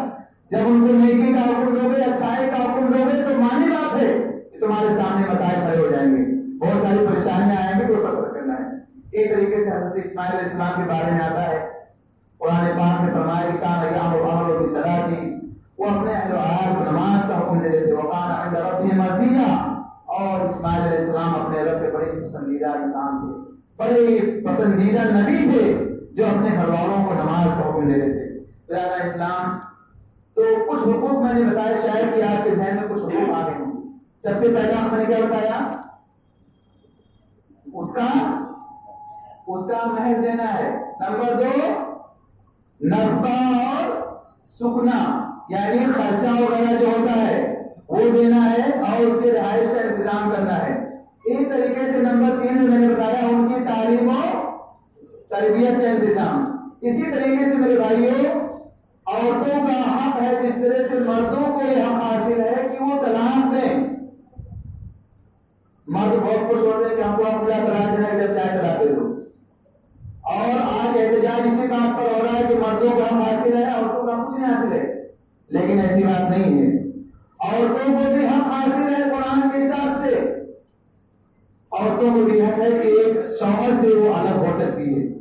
ایک شوہر سے اگر وہ شوہر پسند نہیں ہے, اگر شوہر اس کی مرضی کے مطابق نہیں ہے, یا شوہر سے اس کو کچھ مشکلات ہے جس کی وجہ سے زندگی بہتر نہیں ہو سکتی ہے, پیارا اسلام وہ عورت اس شوہر سے الگ ہو سکتی ہے. اسلام نے اس کو حق دیا ہے اور وہ حق ہے حق خلا. وہ حق ہے حق خلا کا حق ہے, یعنی عورت خلا لے سکتی ہے. اور خلا آپ جانتے ہیں کہ ایک صحابیہ ہیں پیارے نبی صلی اللہ علیہ وسلم کے پاس آتی ہیں اور کہتے ہیں کہ اللہ کے رسول میرے شوہر جو ہیں میں ان کے دین میں اور کسی چیز میں کوئی عیب نہیں نکالتی ہوں, لیکن مجھے ان کے ساتھ نہیں رہنا ہے. کچھ اندرونی مسئلہ تھا. ایک اور صحابیہ اس طرح کا واقعہ ملتا ہے, وہ کہتے ہیں کہ وہ ہمارے شوہر جو ہے کسی کام کے نہیں ہیں. کسی کام کا مطلب یہ ہے کہ ایک عورت گھر میں آتی ہے تاکہ جو ہے آدمی شادی کرتا ہے تاکہ اس کے ذریعے سے نسل ہو اور اولاد ہو, سلسلہ چلے. اگر آدمی اس لائق نہیں ہو شادی کر لیتا ہے تو وہ عورت کے اوپر ظلم کرتا ہے. اگر آدمی اس حالت میں ہے کہ وہ عورت کا حق نہیں ادا کر سکتا, ایک حق ہے مالی حق اور ایک ہے جسمانی حق, ہے نا. مالی حق ادا کر رہا ہے لیکن جسمانی حق ادا نہیں کر رہا ہے. اگر اس کے پاس ہو سکتا ہے کہ طاقت ہی نہ ہو تو ایسے آدمی کے لیے نکاح کرنا صحیح نہیں ہے. ہاں اگر یہ ہے کہ دوا علاج کے ذریعے سے اس کا علاج ہو سکتا ہے تو ٹھیک اس کا علاج کرے. ورنہ اگر بیوی کو لے آیا ہے اور بیوی کا حق ادا نہیں کر رہا تو بیوی کو یہ حق حاصل ہے کہ اس عورت سے خلا لے, اس آدمی سے خلا لے. تو وہ صحابیہ آئی اور کہنے لگی کہ اللہ کے رسول میرا شوہر جو ہے وہ اس طرح کا ہے اور کسی کام کا نہیں ہے, مجھے اس کے سامنے لینا ہے. اور معاملہ یہ ہوا تھا کہ انہوں نے ایک آدمی سے طلاق لے چکی تھی, وہ ایک آدمی سے خلا لے چکی تھی. دوسرے آدمی کے پاس آئی, دوسرے آدمی کے پاس ہی معاملہ اور خراب ہو گیا اور انہوں نے کہا کہ اللہ کے رسول مجھے اس آدمی کے پاس نہیں رہنا ہے, مجھے پہلے والے کے پاس جانا ہے. پہلا والا آدمی میرے لیے بہتر تھا.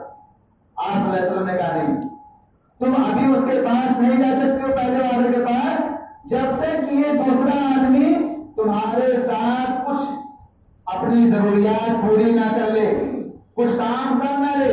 اس کے بعد پھر اگر وہ طلاق دیتا ہے یا خلا لے کر کے پھر اس کے بعد جو ہے یعنی تم اس کے پاس جا سکتے ہو, ورنہ ہمارے لیے مناسب نہیں ہے. اس طریقے سے ایک صحابیہ کے بارے میں اور آتا ہے کہ کچھ مسئلے کی وجہ سے پیارے نبی صلی اللہ علیہ وسلم کے پاس آئے تو آپ نے فرمایا کہ ٹھیک ہے تم کو اگر ان سے الگ ہونا ہے تو الگ ہو جاؤ, لیکن جو اس صحابی نے ثابت ابن قیس نے جو محل میں باغ دیا تھا اگر تم اس کو واپس کر دو گے تو انہوں نے کہا میں اسے واپس کر سکتی ہوں. تو پیارے نبی صلی اللہ علیہ وسلم نے کہا ٹھیک ہے تم ان کا باغ واپس کر دو اور ثابت کو یہ حکم دیا کہ اپنی بیوی کو ایک طلاق دے دو. تو اس طرح سے عورت کو یہ حاصل ہے حق خلا کہ اگر کوئی مسئلہ ہے شوہر کے ساتھ اور اس کے وجہ سے اسے زندگی گزارنا مشکل ہو رہا ہے تو وہ اپنے حق کا استعمال کر سکتی ہے. یہ اسلام نے اسے حق دیا, خلا کا حق جو ہے. پرانا اسلام ایک چیز تو میں نے یہ بتایا, کبھی انسان ایسا ہوتا ہے کہ وہ یعنی فطری طور پر اس لائق نہیں ہوتا ہے, کبھی انسان اپنی کرتوت کی وجہ سے لائق نہیں ہوتا ہے اور بیوی کے حق ادا نہیں کر سکتا ہے. اور کبھی کبھار ایسا ہوتا ہے کہ آدمی اس لائق ہوتا بھی ہے لیکن وہ بڑا دیندار ہوتا ہے, وہ اتنا اللہ والا ہو جاتا ہے کہ اسے بیوی کا حق کا خیال ہی نہیں رہتا ہے. دو صحابی کا واقعہ ملتا ہے, ایک صحابی عبداللہ ابن عمر ابن عاص اور ایک صحابی عثمان ابن مظعون رضی اللہ تعالیٰ. ان کے بارے میں کہ بڑے نیک تھے, بڑے اللہ والے تھے, بڑے عبادت گزار تھے. دن بھر جو بیچارے روزہ رکھتے تھے اور رات بھر کھڑے ہو کر کے قیام اللیل کرتے رہتے تھے. ایک مرتبہ جو ہے یعنی واقعات الگ الگ ہیں, اس یہ عبداللہ ابن عمر ابن عاص کے باپ کو معلوم پڑا, وہ آئے اپنے بہو سے ان کی ملاقات ہوئی, پوچھا شوہر کے بارے میں کیا حال ہے. بیوی نے بتایا کہ شوہر بڑے اچھے ہیں، اتنے اچھے ہیں کہ رات بھر جو ہے عبادت کرتے رہتے ہیں اور دن میں روزہ رکھتے رہتے ہیں۔ اب جو ہے عبداللہ ابن عمر بن عاص کے باپ کو معلوم پڑ گیا کہ معاملہ کیا ہے۔ انہوں نے جا کر کے اپنے بیٹے کو سمجھایا اور کہا کہ عبداللہ، میں نے تمہاری شادی ایک نیک عورت سے، ایک دیندار عورت سے کر دی ہے اور تم اس کا حق ادا نہیں کر رہے ہو۔ لیکن عبداللہ ابن عمر بیچارے اتنے سیدھے تھے، انہوں نے باپ کی بات ایسے کہا، بولے باپ میں بول رہے ہوں گے، لیکن یہ بات نبی صلی اللہ علیہ وسلم تک پہنچی۔ آپ صلی اللہ علیہ وسلم نے عبداللہ ابن عمر بن عاص کو بلایا اور کہا کہ اے عبداللہ ابن عمر بن عاص، کیا تم کو میری سنت نہیں معلوم ہے؟ انہوں نے کہا کہ اللہ کے رسول کیا بات ہے؟ آپ نے فرمایا کہ میں نے سنا ہے کہ تم دن بھر جو روزے رکھتے ہو، رات بھر عبادت کرتے ہو اور تم اپنے بیوی کا حق ادا نہیں کرتے ہو۔ یاد رکھو، تمہارے اوپر تمہارا نفس کا بھی حق ہے، اللہ کا بھی حق ہے، بندوں کا بھی حق ہے، آنکھوں کا بھی حق ہے، رشتے داروں کا بھی حق ہے، اسی طرح تمہاری بیوی کا بھی حق ہے۔ برادر اسلام ایسا مذہب ہے جو اعتدال کا مذہب ہے، جو سب کے ساتھ برابری کا سلوک کرتا ہے، عدل کا معاملہ کرتا ہے، کسی کے ساتھ زیادتی نہیں ہونے دیتا ہے۔ تو ہمیں چاہیے کہ عورتوں کے حقوق کا خیال رکھیں اور خاص طور پر عورت کا جو حق ہے وہ یہ ہے کہ اس کی ضروریات ہیں، بہت ساری ضروریات، اس میں سے ایک جسمانی ضرورت بھی ہے، اس کی ادائیگی بھی ضروری ہے۔ اس طریقے سے ایک اور حق ہے عورت کا،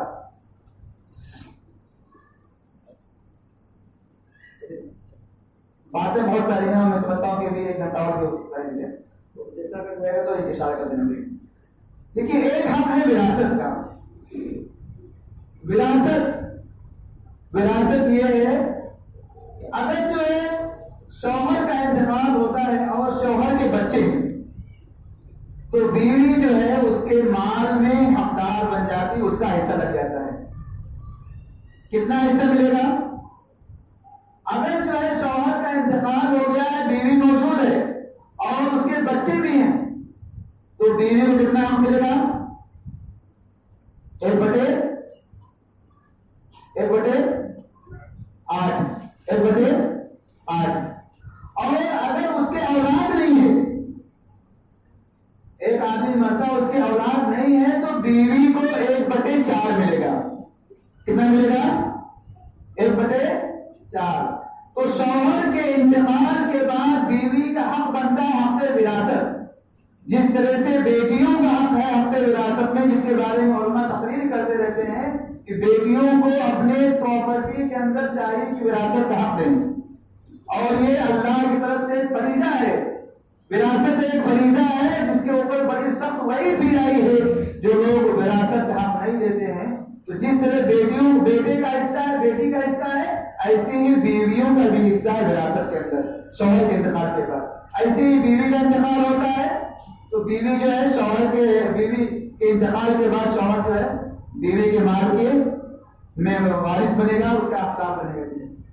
اسی طریقے سے برادر اسلام، میں نے آپ کے سامنے ایک آیت پڑھی تھی، اللہ رب العالمین نے فرمایا وَعَاشِرُوهُنَّ بِالْمَعْرُوفِ، اے لوگوں اپنی عورتوں کے ساتھ اچھی زندگی گزارو، بھلی زندگی گزارو، اپنی عورتوں کے ساتھ حسن معاملہ کرو، اچھی طریقے سے زندگی گزارو۔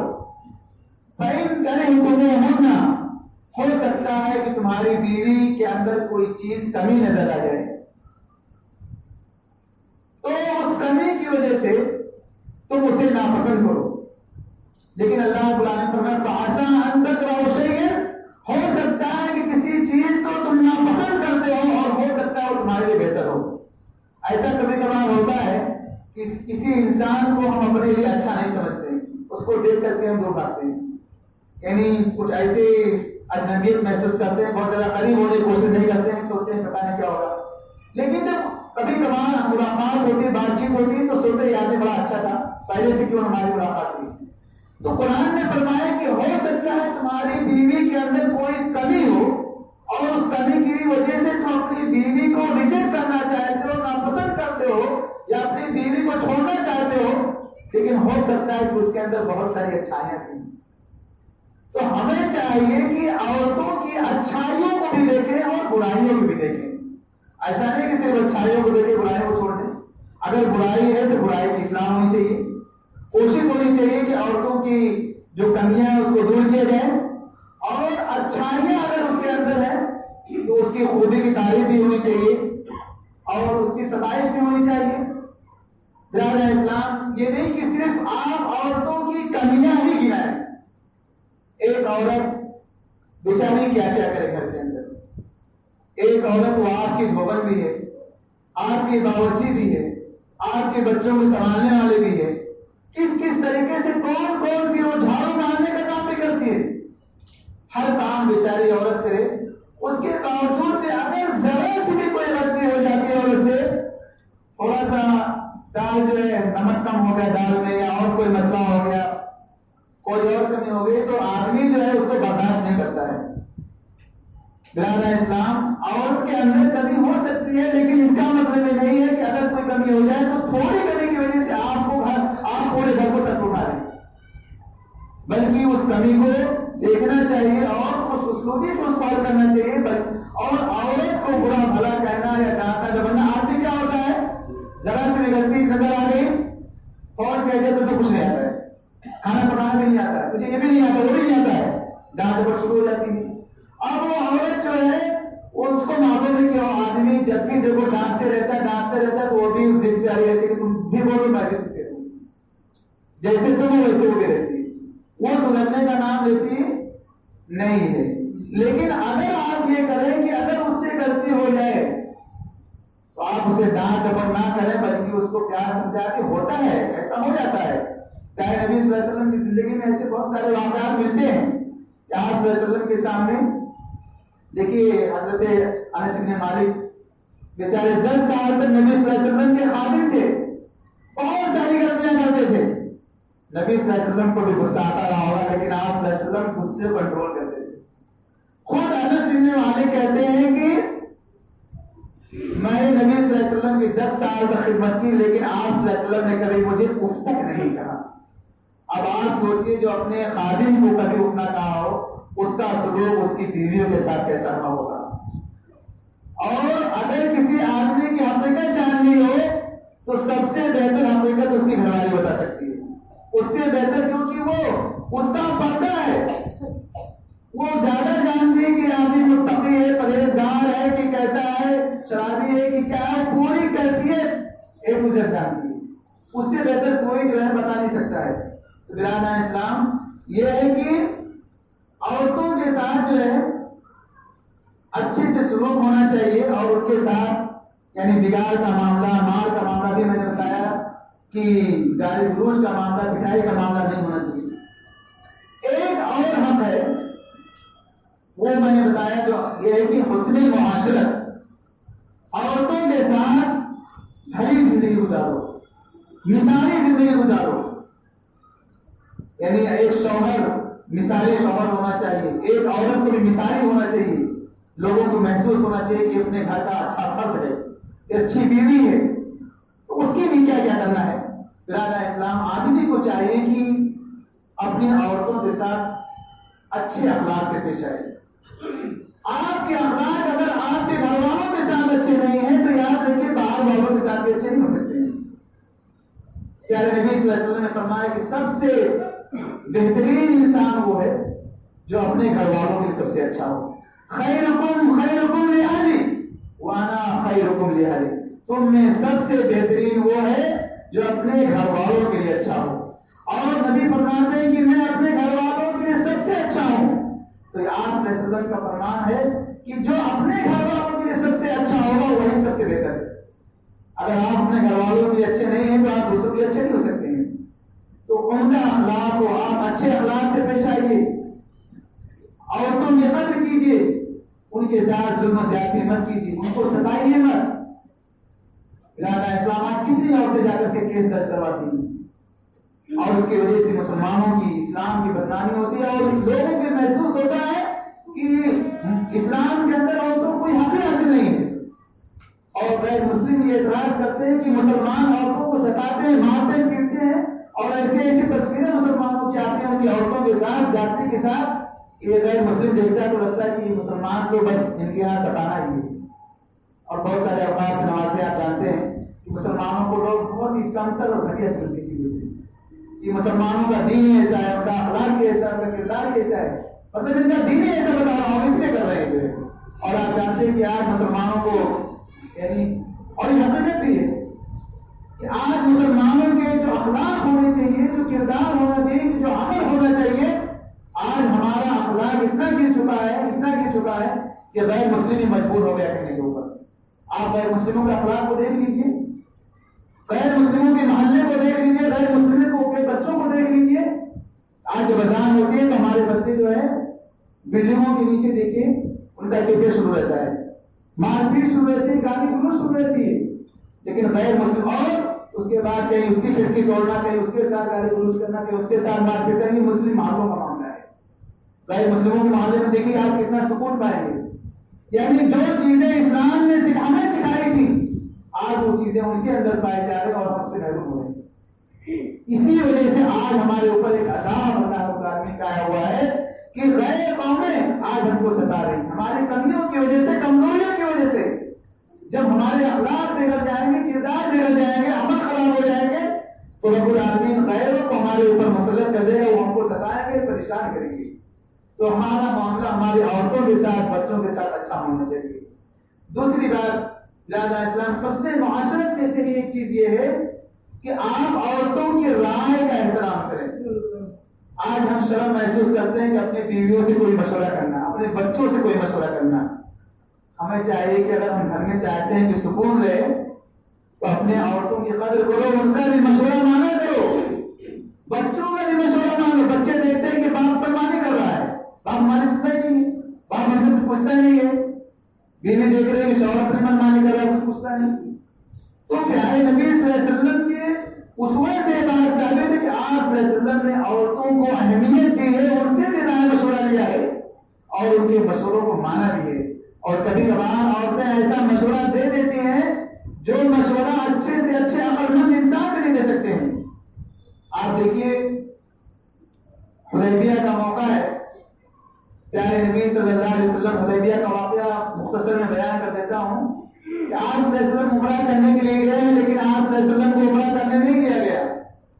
آپ کو ایک میدان کے اندر, حدیبیہ کے میدان میں روک دیا گیا تھا. آپ صلی اللہ علیہ وسلم نے صحابہ کو فرمایا کہ دیکھو اس سال کو ہم لوگ عمرہ نہیں کر سکتے ہیں, مکہ والوں نے روک دیا کافروں نے سن 6 ہجری کے اندر. تو آپ صلی اللہ علیہ وسلم نے کہا کہ ایسا کرتے ہیں جو قربانی کا جانور اس کو ہم ذبح کر دیتے ہیں یہیں پر, اسی میدان کے اندر ہی. خانہ کعبہ کے اندر داخلہ نہیں ہو پایا, انٹری نہیں ہو پائی تھی.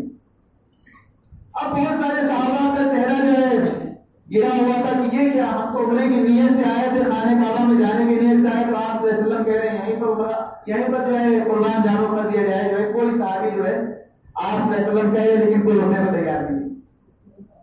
حضرت عمر رضی اللہ تعالیٰ عنہ کا معاملہ اور زیادہ بگڑا ہوا ہے. وہ تو اور بہت ساری باتیں کر رہے ہیں اندر سے کہ یہ کیا کہ ہم مسلمان نہیں ہیں, کیا ہم آپ پر نہیں ہیں. آپ صلی اللہ علیہ وسلم کہہ رہے ہیں اپنے جانور قربان کو, کوئی صحابی تیار نہیں ہو. نبی کا حکم ہو رہا ہے, صحابی جو ہے دل میں کچھ اور سوچ رہے ہیں. پیارے نبی صلی اللہ علیہ وسلم اپنی بیوی کے پاس آتے ہیں, ام سلمہ رضی اللہ تعالیٰ عنہ کے پاس, ان سے مشورہ مانگتے ہیں. کہتے ہیں کہ دیکھو میں نے صحابہ کو کہا ہے کہ اپنے جانور قربان کر دو, لیکن کوئی صحابی تیار نہیں ہو رہا ہے. اس موقع پر اس صحابیہ نے آپ صلی اللہ علیہ وسلم کی بیوی ام سلمہ رضی اللہ تعالیٰ عنہ نے مشورہ دیا, اور الحمدللہ اتنا کارگر اور اتنا بہترین مشورہ تھا کہ آپ صلی اللہ علیہ وسلم کے نے اس مشورے کو مانا اور جا کر کے اس پر عمل کیا, جس کی وجہ سے تمام صحابہ کرام نے اس بات کو مان لیا اور اس پر عمل کیا.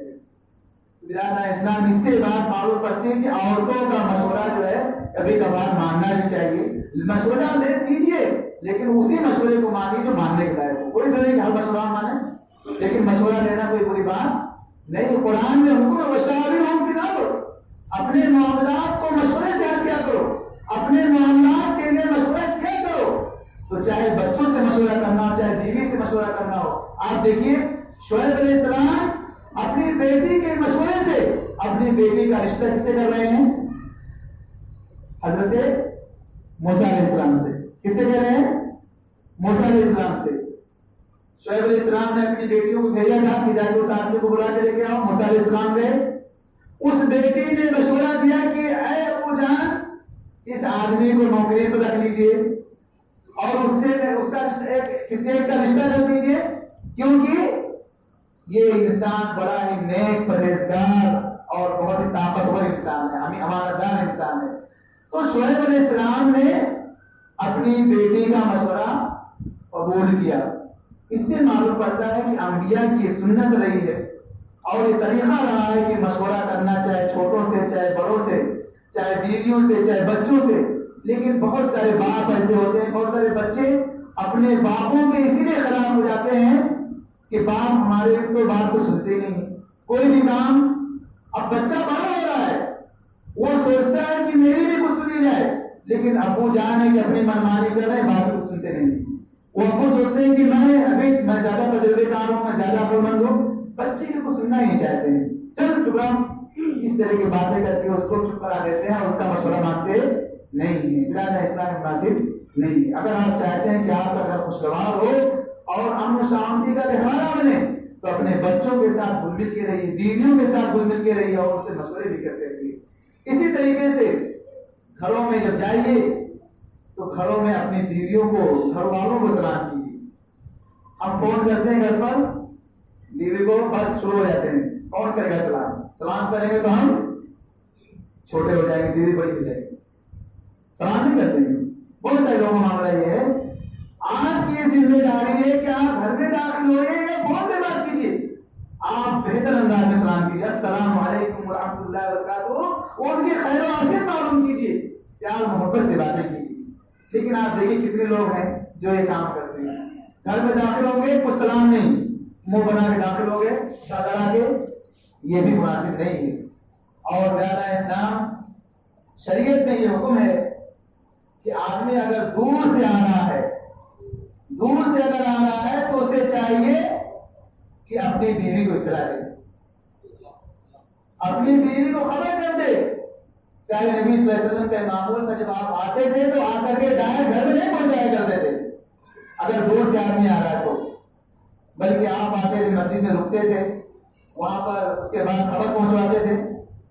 تو اور آپ کا یہ حکم بھی ہے کہ آپ جو ہے ڈائریکٹ میں نہ پہنچو. آپ نے فرمایا کہ کوئی بھی آدمی جب سفر سے آئے تو گھر میں فوراً نہ چلے جائے, بلکہ آگاہ کر دے. آپ کے زمانے میں بڑی آسانی ہو گئی, اطلاع فون سے پہنچ جاتی ہے, لیکن بہت سارے لوگ سوتے نہیں, اچانک پہنچنے کا, کچھ ایسا جو ہے یعنی پیش کرنے کا کہ اور لوگ تنگ رہ جائیں, اس طرح کی باتیں ہوتی ہیں. آج سے فرمایا کہ نہیں, جب تم میں سے کوئی آدمی دور سے آئے تو چاہے کہ اپنے گھر والے کو خبر کر دے. اس کی وجہ آپ نے فرمایا کئی تمتشط الشعث وتستعد المغیبہ, تاکہ گھر والی جو ہے وہ بن سمجھ جائے اور اپنی صفائی کر لے. اگر آپ دور سے آ رہے ہیں, گھر والے کو اطلاع نہیں, ہو سکتا ہے گھر میں داخل ہو, گھر کا منظر دیکھ کر کے آپ گھر والے کو اوپر ٹوٹ پڑے, یہ کیا گھر بنا کے رکھا ہے, مارنا پیٹنا شروع کر دیں. بھائی شوہر نہیں ہے, بہت دن سے سستی ہو جاتی ہے یا بہت زیادہ اہتمام نہیں ہو پاتا ہے, تو یہ شریعت کی تعلیم ہے کہ خبر کیجئے تاکہ گھر والے جو ہے آپ کا یعنی خوشی سے آپ کا استقبال کرے, اچھے سے استقبال کرے, اور آپ کے آنے کے بعد وہ بھی خوش ہو اور آپ بھی خوش ہو. اس طرح کے واقعات صحابیات کی زندگی میں ملتے ہیں, بڑے اچھے اچھے واقعات ہیں. اس کی تفصیل بیان اسلام نے جانا نہیں ہے. ان طریقے سے بیان اسلام عورتوں کا یہ حق ہے, حسن معاشرت کا ایک حصہ ہے. بہترین زندگی آپ گزارنا چاہتے ہیں تو اس کا ایک حصہ یہ ہے کہ عورتوں کا دوا علاج کا بھی انتظام ہو, عورتوں کی بیماری کا خیال کیا جائے, ان کو اگر بیماری میں کسی چیز کی ضرورت ہے تو خدمت کی جائے. آدمی جو ہے خود خدمت کروانا چاہتا ہے لیکن بیوی خدمت کرنا نہیں چاہتا ہے. سوچتا ہے اگر بیوی خدمت کروں گا تو لوگ بولیں کہ جوڑوں کا غلام ہے. پرانے زمانے میں سب چیزیں بہت زیادہ تھیں, اور علماء کے بارے میں اکثر لوگ کہتے ہیں کہ وہاں لوگ بیوی کے غلام ہوتے ہیں, اور بیوی کے غلام نہیں ہے, وہ رسول اللہ صلی اللہ علیہ وسلم کے وارث ہیں. انہیں معلوم ہے کہ بیویوں کے ساتھ کیسا سلوک کرنا ہے. یہ جوہروں کی باتیں ہیں, جاہلوں کی باتیں ہیں, اس طرح کی باتیں علماء کے اوپر طنز کستے ہیں کہ مولانا لوگ بیوی کے غلام, جو غلام ہوتے ہیں. زیادہ اسلام میں غلامی نہیں ہے, دین کی باتوں پر عمل کرنا اور دینی حساب سے اپنی بیویوں کے ساتھ برتاؤ کرنا، ان کے ساتھ ٹریٹمنٹ کرنا، ان کے حقوق کو ادا کرنا، یہ عورتوں کی غلامی نہیں ہے، یہ عورتوں کے ساتھ حسن معاشرت ہے، ان کے ساتھ بھلی زندگی گزارنا ہے۔ برادر اسلام، تو دوا علاج کا معاملہ میں نے بتایا کہ عورتوں کا علاج، ان کی خدمت کی جائے۔ آپ دیکھیے صحابی رسول حضرت عثمان بن عفان رضی اللہ تعالیٰ، جنگ بدر کا موقع ہے، لڑائی کا موقع ہے، صحابہ کی تعداد کم ہے، جنگ بدر کا موقع ہے نا ہونا صاحب، جنگ بدر کا موقع ہے، اور آپ کی بیوی حضرت رقیہ رضی اللہ تعالیٰ عنہ کا ہے، بیمار ہیں، بڑی خطرناک جنگ تھی، مسلمانوں کی تعداد بہت کم اور کافروں کی تعداد زیادہ، مسلمان بیچارے بڑے ہی بے سو سامانے کے عالم میں کم تعداد۔ حضرت عثمان رضی اللہ تعالیٰ عنہ کی بھی دل میں خواہش تھی کہ اسلام کی بڑی عظیم جنگ ہے، اس میں میں بھی شریک ہوں تاکہ میں بھی جا کر کے اللہ کے راستے میں اپنا نام وہاں پہ میری حاضری ہو جائے۔ پیارے نبی صلی اللہ علیہ وسلم کو خبر ہوتی ہے، آپ نے کہا کہ عثمان نہیں، تم اپنے گھر پر رہو، تمہاری اہلیہ بیمار ہیں، ان کی خبر گیری کرو، ان کی خدمت میں لگے رہو، اور یاد رکھو تمہارا اپنی بیوی کی خدمت میں لگے رہنا تمہارے لیے اتنا ہی اجر ہے جتنا اجر ایک آدمی جنگ میں شریک ہونے والا پائے گا، اتنا ہی اجر اس کو ملا گا، یعنی اپنی بیوی کی خدمت میں لگے ہوئے حضرت عثمان رضی اللہ تعالیٰ عنہ۔ برادر اسلام، تو بیویوں کے دوا علاج کا انتظام کرنا، ان کا خیال کرنا، یہ ہماری ذمہ داری ہے۔ اسی طریقے سے بیویوں کے درمیان عدل و انصاف کرنا، عدل و انصاف کرنا، خاص طور پر عدل و انصاف کا معاملہ یہ کہ اگر کچھ لوگ 2 بیویاں رکھتے ہیں یا 3 بیویاں، تو عام طور پہ لوگ انصاف نہیں کرتے، ان کے ساتھ کسی ایک کو جو نئی والی ہوتی ہے اس کے ساتھ زیادہ، اس کے ساتھ اچھا معاملہ کرتے ہیں، پرانے والے کو بالکل ریجیکٹ کر دیتے ہیں، تو یہ صحیح نہیں ہے، قرآن کے حساب سے بھی صحیح نہیں ہے۔ قرآن نے یہ حکم دیا ہے کہ 2 شادی کی اجازت اسی وقت ہے جب تم ان کے ساتھ عدل کرو، انصاف کرو گے تبھی تو شادی کر سکتے ہو نا، نہیں۔ اسی طریقے سے آپ صلی اللہ علیہ وسلم کا فرمان ہے کہ اگر کوئی آدمی اپنی بیویوں کے درمیان عدل نہیں کرے گا تو قیامت کے دن اس حالت میں آئے گا کہ اس کا ایک حصہ، ایک بازو جو ہے، کندھا جو ہے، اس کا جھکا ہوا ہوگا۔ تو عدل و انصاف کا معاملہ کرنا چاہیے۔ اسی طریقے سے برادر اسلام، ہمیں چاہیے کہ گھروں میں اپنی بیویوں کے کام کاج میں حصہ بٹائیں۔ یا صلی اللہ علیہ وسلم کا طریقہ تھا کہ آپ صلی اللہ علیہ وسلم گھر میں ہوتے تھے تو اپنے گھر کے کاموں میں بھی حصہ اٹھا لیتے، عورتوں کے کاموں میں حصہ لیتے تھے، جو کام آپ سے ہو سکتا تھا آپ صلی اللہ علیہ وسلم گھر والوں کو کام کر کے دے دیتے تھے۔ یہ نہیں سوچتے تھے کہ میں نبی ہوں، میں مرد ہوں، میں جو ہے شوہر ہوں، میں یہ کام کیسے کروں عورتوں کا؟ اپنے گھر کا کام کرنا، اپنی بیوی کا تعاون کرنا، مدد کرنا، یہ کوئی برائی کی بات نہیں ہے۔ تو آپ صلی اللہ علیہ وسلم کی سنت ہے کہ گھروں میں عورتوں کے کاموں میں حصہ بٹا دیتے، گھر کے کام میں حصہ بٹا دیتے۔ تو ہمیں بھی اگر کبھی موقع ملے آپ کی سنت کو زندہ کرنا چاہیے، عورتوں کے کام میں بھی ہم کو حصہ لینا چاہیے۔ بہت ساری باتیں میں مختصر بیان کرنے کی کوشش کر رہا ہوں۔ اسی طریقے سے حسن معاشرت کا ایک تقاضا یہ ہے کہ عورتوں کے راز کی حفاظت کی جائے۔ عورتوں کی راز، مرد اور عورت نکاح میں آنے کے بعد بہت سارے راز کی باتیں ہوتی ہیں، وہ راز کی باتیں ہر جگہ بتائی نہیں جاتی، اوپن نہیں کی جاتی ہیں، لیکن بہت سارے گوار قسم کے لوگ، جاہل قسم کے لوگ، ان پڑھ قسم کے لوگ کچھ نہیں جانتے۔ شادی ہو جانے کے بعد عورت اپنے گھر چلی گئی، لڑکا اپنے گھر، اس کے بعد وہ لڑکا اپنے دوستوں میں جا کر کے شادی کے احوال بیان کرتا ہے، رات کے احوال بیان کرتا ہے، اور عورت جا کر کے اپنے یہاں بیان کرتی ہے۔ یہ بھید اور یہ راز، اس کی حفاظت کرنا ایک مرد کی اور ایک عورت کی دونوں کی ذمہ داری ہے۔ یہ حق ہے، حسن معاشرت کا ایک حصہ ہے کہ جو راز اور کی باتیں ہیں اور عزت کی باتیں ہیں اسے جو ہے اچھالا نہ جائے، اسے بیان نہ کیا جائے۔ آپ صلی اللہ علیہ وسلم نے فرمایا سب سے بدترین انسان وہ ہے کہ ایک آدمی اپنی بیوی سے ملتا ہے اور پھر اس کے بعد جو ہے جو معاملہ ہوتا ہے ان دونوں کا، اس کو ایک دوسرے کے سامنے جا کر کے پھر جو ہے باہر اس کو بیان کرتا ہے۔ وہ آدمی سب سے بدترین قسم کا آدمی ہے جو عورت کے راز کو یا اپنے راز کو لوگوں کے سامنے واضح کرتا ہے۔ اس طریقے سے بیان اسلام زیب و زینت کے بارے میں یہ کہ ایک عورت کو چاہیے کہ اپنے شوہر کے لیے زیب و زینت اختیار کرے، آدمی کو بھی چاہیے کہ وہ بن سنور کرے۔ جس طرح سے آپ چاہتے ہیں کہ آپ کی عورتیں آپ کے سامنے بن سنور کے رہیں، خوبصورت دکھیں، ایسے عورتوں کی بھی یہ خواہش ہوتی ہے کہ ہمارا آدمی سب سے اچھا لگے، سب سے خوبصورت لگے۔ اب خوبصورت لگنے کا مطلب یہ نہیں ہے کہ اور مرد حضرات بھی جاتے بیوٹی پارلر میں جانا شروع کر دیں، یہ مطلب نہیں۔ مطلب یہ ہے کہ اپنے آپ کو اچھا بنا کے رکھیں، اچھے کپڑے پہنو، صفائی کے ساتھ رہو، ستھرائی کے ساتھ رہو، اور ہاں دین کے جو اصول اور ضوابط ہیں اس کے حساب سے رہو، ہے نا۔ آپ کا وضع پتہ صحیح ہو، آپ کے پاس داڑھی ہو۔ مردوں کی نشانی داڑھی ہے، عورتوں کی نشانی داڑھی نہ ہونا۔ اللہ رب العالمین نے کتنا بڑا فرق رکھا ہے کہ عورتوں کو داڑھی نہیں رکھتی ہے اور مردوں کو داڑھی رکھتی ہے۔ تو بہرحال یہ ہے کہ مرد جو ہے یہ خوبصورت ہو اور زیب و زینت اختیار کرے، عورت کو بھی چاہیے کہ وہ زیب و زینت اختیار کرے۔ اس طرح اس تعلق سے بہت ساری باتیں ہیں جو جس کو میں بیان نہیں کروں گا، یعنی زیب و زینت کے تعلق سے۔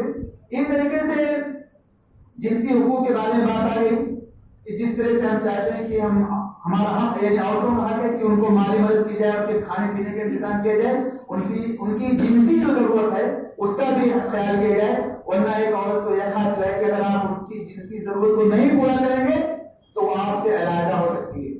اس طریقے سے برادر اسلام حسن معاشرت کا ایک حصہ یہ ہے کہ اطاعت الہی اور دینی معاملات کے اندر مرد کو چاہیے کہ عورت کی مدد کرے اور عورت کو چاہیے کہ مرد کی مدد کرے۔ اور یعنی مثال کے طور پر جیسے ایک آدمی تہجد کے لیے اگر اٹھتا ہے تو آدمی کو چاہیے کہ بیوی کو بھی تہجد کے لیے اٹھائے، اللہ کی عبادت کے لیے اٹھائے، اور بیوی کو بھی چاہیے کہ شوہر کو اٹھائے۔ تو یہ دین کے کاموں میں ایک دوسرے کی مددگار بننا چاہیے۔ یہ بھی ایک حسن معاشرت ہے۔ ایک آپ چاہتے ہیں کہ صحیح زندگی گزاریں، آپ کی زندگی، آپ کے اور آپ کے گھر والوں کی زندگی صحیح گزرے، تو دین کے کاموں میں ایک دوسرے کی مدد کرنا چاہیے۔ اس طریقے سے اور حسن معاشرت کا ایک حصہ یہ بھی ہے کہ بیوی کو ساتھ میں رکھا جائے، بیوی ساتھ میں رہے۔ بہت سارے لوگ شادی کر لیتے ہیں، شادی کرنے کے بعد عورتوں کو بس شادی کیا اس کے بعد 2 سال کے لیے چھوڑ دیا۔ عورتوں کو 2 سال 1 سال کے لیے چھوڑنا کسی بھی طریقے سے مناسب نہیں ہے۔ بیوی کا مطلب ہے ساتھ رہنے والی۔ قرآن میں عورت کو صاحبہ کہا گیا ہے۔ قرآن کی آیت آپ پڑھیے، یوم یفر المرء من اخیہ وامہ وابیہ وصاحبتہ وبنیہ وصاحبتہ وبنیہ، اور اس کی صاحبہ، اور کیا ہے؟ صاحبہ ہے، ساتھ رہنے والی ہے۔ جب آپ نے نکاح کیا ہے ساتھ میں رکھنے کے لیے، اس لیے نکاح نہیں کیا کہ 2 سال میں چھوڑنے کے لیے۔ اب اگر کوئی گناہ کا کام کرتے ہو اور آپ چھوڑ کے رکھتے ہو تو ذمہ دار آپ بھی ہو۔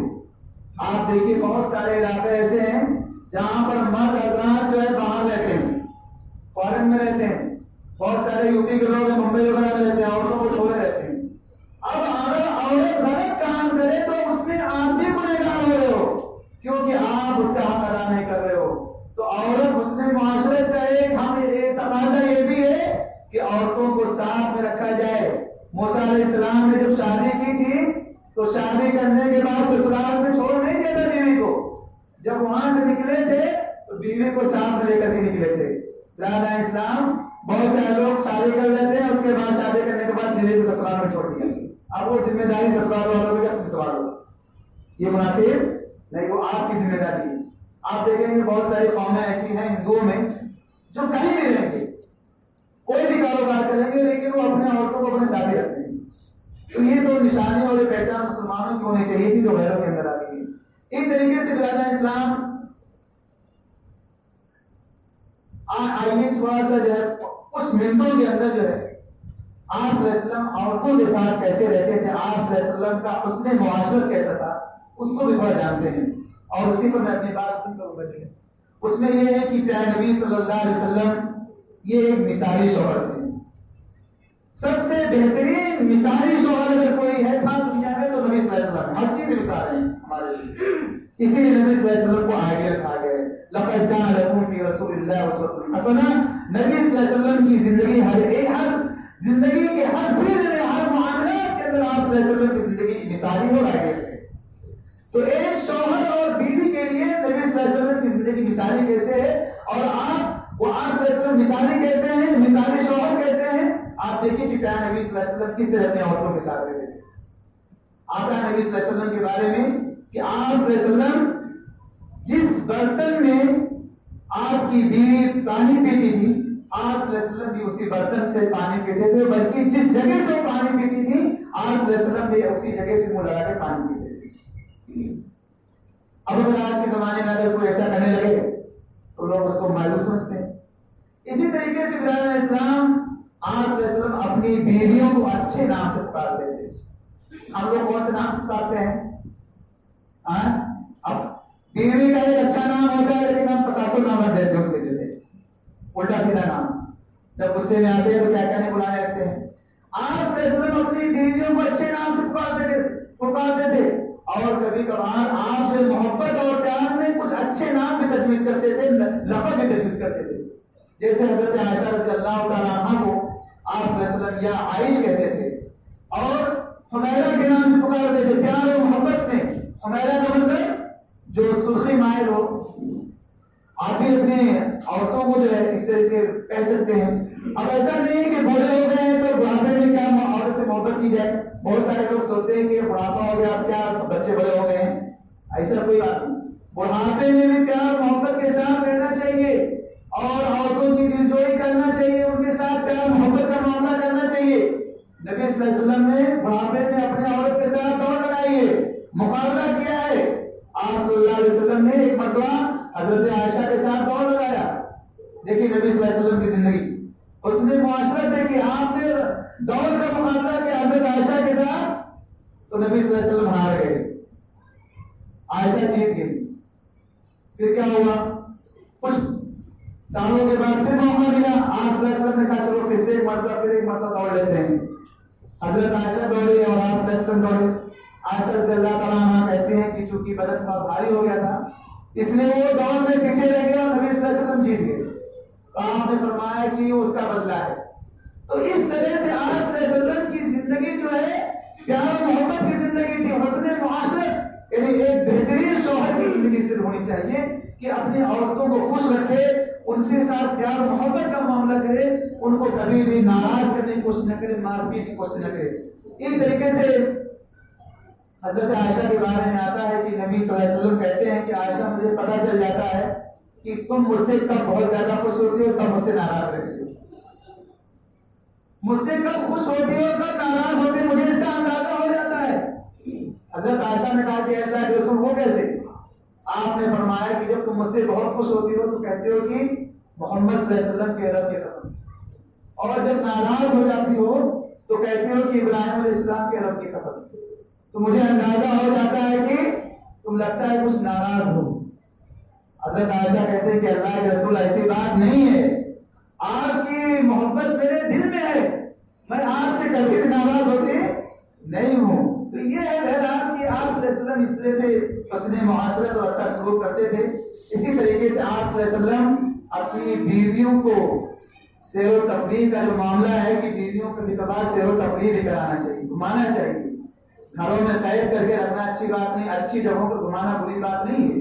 آپ صلی اللہ علیہ وسلم نے عورتوں کی دلجوئی کی ہے. سیر و تفریح کا معاملہ یہ ہے کہ ان کو خوش کیا جائے. گھر میں بیٹھ کر کے عورتیں جو ہے ان کا ذہن بالکل, یعنی آپ خود سوچیں آپ گھر میں بیٹھ کے تنگ آ جاتے ہیں, تو عورتوں کو بھی سیر و تفریح کا حق ہے. ان کو آپ دیکھیں کہ نبی صلی اللہ علیہ وسلم مسجد میں آنے سے اگر مسجد میں عورتیں آئیں تو یہ بھی صحیح ہو جاتی ہے, لیکن اتفاق ایسا کہ عورتوں کو مسجد سے روک دیا گیا. آپ صلی اللہ علیہ وسلم نے عورتوں کو مسجد کے اندر کھیل کا مقابلہ ہوتا تھا تو اپنی بیوی عائشہ کو اپنے کندھے کے پیچھے, حضرت عائشہ کہتے ہیں کہ نبی صلی اللہ علیہ وسلم کے کندھے کے اوپر جو میں اپنی جھولی کو رکھتی تھی اور میں کھیل کا مقابلہ دیکھتی تھی. آپ صلی اللہ علیہ وسلم پوچھتے تھے ارے عائشہ ہوا کہ نہیں؟ حضرت عائشہ کہتے ہیں ابھی نہیں, تھوڑا سا اور دیکھ لیں. تو اس طرح سے آپ صلی اللہ علیہ وسلم نے اپنی بیویوں کی دلجوئی کی ہے. اس سے معلوم پڑتا ہے کہ بیویوں کی دلجوئی کرنے کے لیے کھیل کا مقابلہ یا اور کوئی سیر و تفریح کرائی جا سکتی ہے. اور عورتوں کو خوش رکھا جا سکتا ہے. اس طریقے سے آپ صلی اللہ علیہ وسلم حضرت عائشہ رضی اللہ تعالیٰ عنہا کے گھر میں باہر کی بچیوں کو بلاتے تھے تاکہ بچیاں آ کے حضرت عائشہ کے ساتھ کھیلیں تھے. اور حضرت عائشہ کے ساتھ وہ بچیاں آ کر کے گڈا گڈی کھیلتی تھی، اس لیے کہ حضرت عائشہ کی عمر بہت زیادہ نہیں تھی، بہت کم عمری میں شادی ہو گئی تھی، تو بیچاری کم عمر تھی، بچیوں کے ساتھ کھیلنے کی عمر تھی. تو آپ صلی اللہ علیہ وسلم بھی ان بچیوں کو موقع دیتے تھے کہ جاؤ کھیلو. تو عورتیں جو ہے اس طرح سے اپنے دل کو بہلا سکتی ہیں. اس طریقے سے ایک مرتبہ کا واقعہ ملتا ہے کہ پیارے نبی صلی اللہ علیہ وسلم گھر میں تھے اور آپ صلی اللہ علیہ وسلم اپنی بیوی حضرت سودا رضی اللہ تعالیٰ عنہ کے ساتھ بیٹھے ہوئے تھے.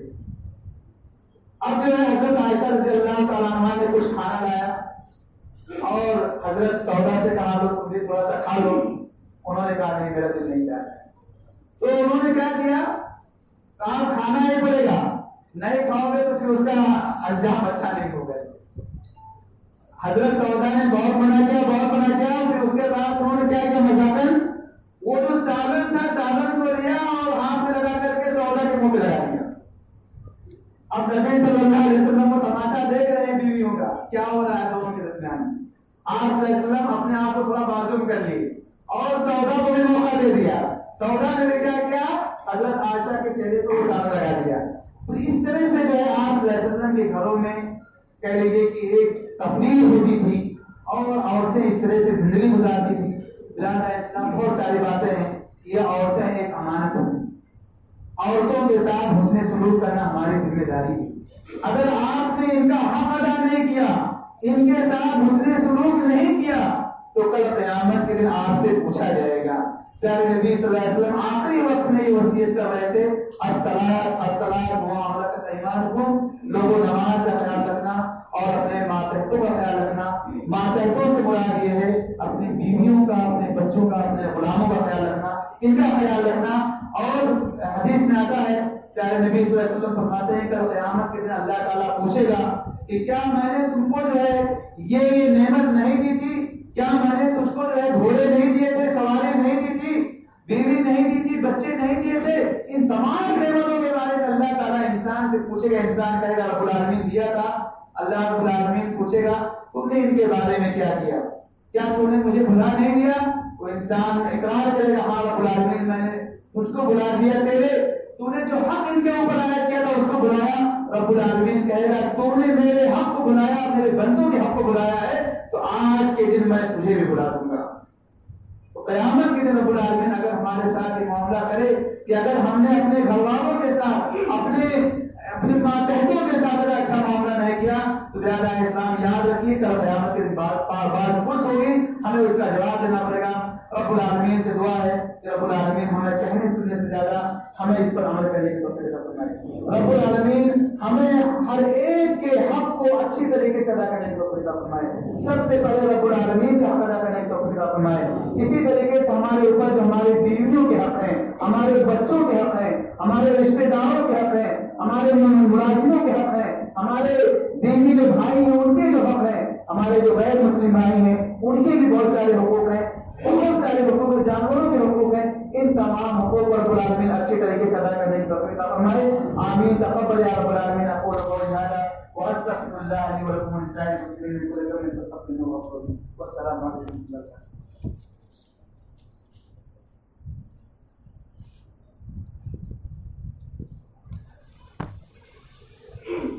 جزاک اللہ خیر و احسن الجزا. سامعین کرام، آپ نے بھی سماعت کیا کافی اہم اور اہم نکات کی طرف کہ بیوی کے حقوق کیا ہیں اور اس کے علمی مسائل کیا ہیں. سامعین کرام، ہماری جو ذمہ داری ہے اس سلسلے میں ہم کو اویئر ہونا چاہیے، بیدار ہونا چاہیے. اللہ رب العالمین نے جہاں قرآن کی آیت میں ہمیں ذمہ داری دی ہے کہ ہم اگر 4 یا 3 یا 2 اور اگر انصاف نہیں کر سکتے ہیں تو ایک کے درمیان انصاف سے کام لینے کی کوشش کریں. لیکن اگر جو ایک کے ساتھ بھی انصاف سے نہ کام لے تو آپ کو خود فیصلہ کرنا چاہیے کہ اس کی کیا ذمہ داری بنتی ہے.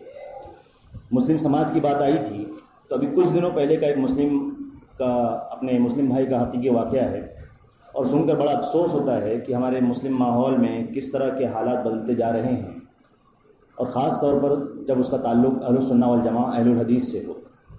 کہ بیوی سے تعلقات ہیں 10-12 سال کی مدت گزر چکی اور اس نے دوسرا نکاح کر لیا، پہلی بیوی سے ایک 12 سال کی بچی ہے اور دوسری بیوی سے شادی کر کے اس کو 7 سال ہو گئے، تو اس سے 3-4 بچے ہو چکے اور پہلی بیوی سے اس کے کوئی تعلقات نہیں ہیں، اس بنا پر کیس وغیرہ ہوا، سب کچھ ہوا۔ اب پہلی بیوی سے صرف 12 سال کی بچی ہے، دوسری بیوی سے اس نے تعلقات کیے ہیں تو 3-4 بچے ہیں۔ معاملہ یہ ہے کہ وہ پہلی عورت اس پر دھیان نہیں ہے، توجہ نہیں ہے، وہ اس کے گھر میں معاملات کو سلجھانے کے لیے کام کرنے لگی، تو دوسری بیوی اور شوہر اس کو اپنے گھر کے صدقہ و خیرات فطرہ نکال کر اس کو دینے لگے۔ کیا کسی مسلمان کے لیے جائز ہے؟ اپنے ماتحت کے لیے جائز ہے؟ کسی کے لیے بھی جائز نہیں کہ وہ اپنی بیوی کے لیے، اپنے بچوں کے لیے، اپنے ماں باپ کے لیے صدقہ و خیرات میں سے نکال کر ان کا حق ادا کرنے کی کوشش کرے۔ ان کا حق ہے ہمارے مال کے اوپر۔ اب مسلمانوں کی اتنی بری حالت ہے کہ اس کو سمجھانے کی کوشش کی جائے تو جرأت کا انداز، لڑائی کا انداز، یہ جو ہماری مسلم مائیں اور بہنیں صبر کر کے اس ماحول کے اندر جی رہی ہیں، ہر ظالم اپنے آپ کو مظلوم سمجھتا ہے۔ اللہ رب العالمین ہر مظلوم کی آہ کو سنتا ہے اور پھر اس کی سزا ہم اور آپ کہاں بھگتتے ہیں ہم کو اس کا اندازہ نہیں ہے۔ اللہ رب العالمین ہمیں کہاں کس عذاب میں مبتلا کرے گا ہم کو اس کا اندازہ نہیں ہے۔ اور اسی طرح سے اللہ کے رسول صلی اللہ علیہ وسلم نے ہم کو ایک بیسک اصول دیا ہے کہ لا طاعۃ لمخلوق فی معصیۃ الخالق، کہ ہمارے خالق کی نافرمانی میں مخلوق کی اطاعت نہیں کرنی ہے، ہم کو ایسے کام انجام نہیں دینے ہیں جس سے کہ ہم اپنے لوگوں کو راضی کرنے لگے اور ہمارا رب ناراض ہو جائے۔ تو ہم کو اس طرح کے سارے کاموں سے بچ کر اللہ رب العالمین کے رضامندی کے کاموں کی طرف ہم کو آنا ہے۔ اور خاص طور پر میں پھر سے آپ کا شکریہ ادا کرنا چاہتا ہوں کہ جس طرح سے آپ لوگوں نے صبر کا مظاہرہ کیا اور بزم کو کامیاب کرنے میں تعاون کیا۔ اللہ رب العالمین سے دعا ہے کہ اللہ رب العالمین ہم سب کی حاضری کو قبول فرمائے۔ قیامت کے دن جب ہم نیکیوں کے محتاج ہوں گے، ہمارے اس نیکی کو قبول فرمائے، ہمارے مغفرت کا سبب بنائے۔ ہمارے گھروں کے اندر جو برکت وغیرہ سے ہم محروم ہیں، اللہ رب العالمین ہمیں برکت دے۔ ہمارے یہاں جو صاحب اولاد نہیں ہیں انہیں صاحب اولاد بنا، جن کی بچیاں انتظار میں ہیں اللہ رب العالمین ان کے لیے نکاح کے راستے فراہم کر، لوگوں کے قرضوں کو دور کر، لوگوں کو صحت یاب کر۔ آمین و آخر دعوانا ان الحمدللہ رب العالمین۔ مجلس کے خاتمے کی دعا پڑھ لیجیے۔ سبحانک اللہم و بحمدک اشہد ان لا الہ الا انت استغفرک و اتوب الیک۔ السلام علیکم ورحمۃ اللہ وبرکاتہ۔ 5 منٹ کے بعد نماز قائم کی جائے گی۔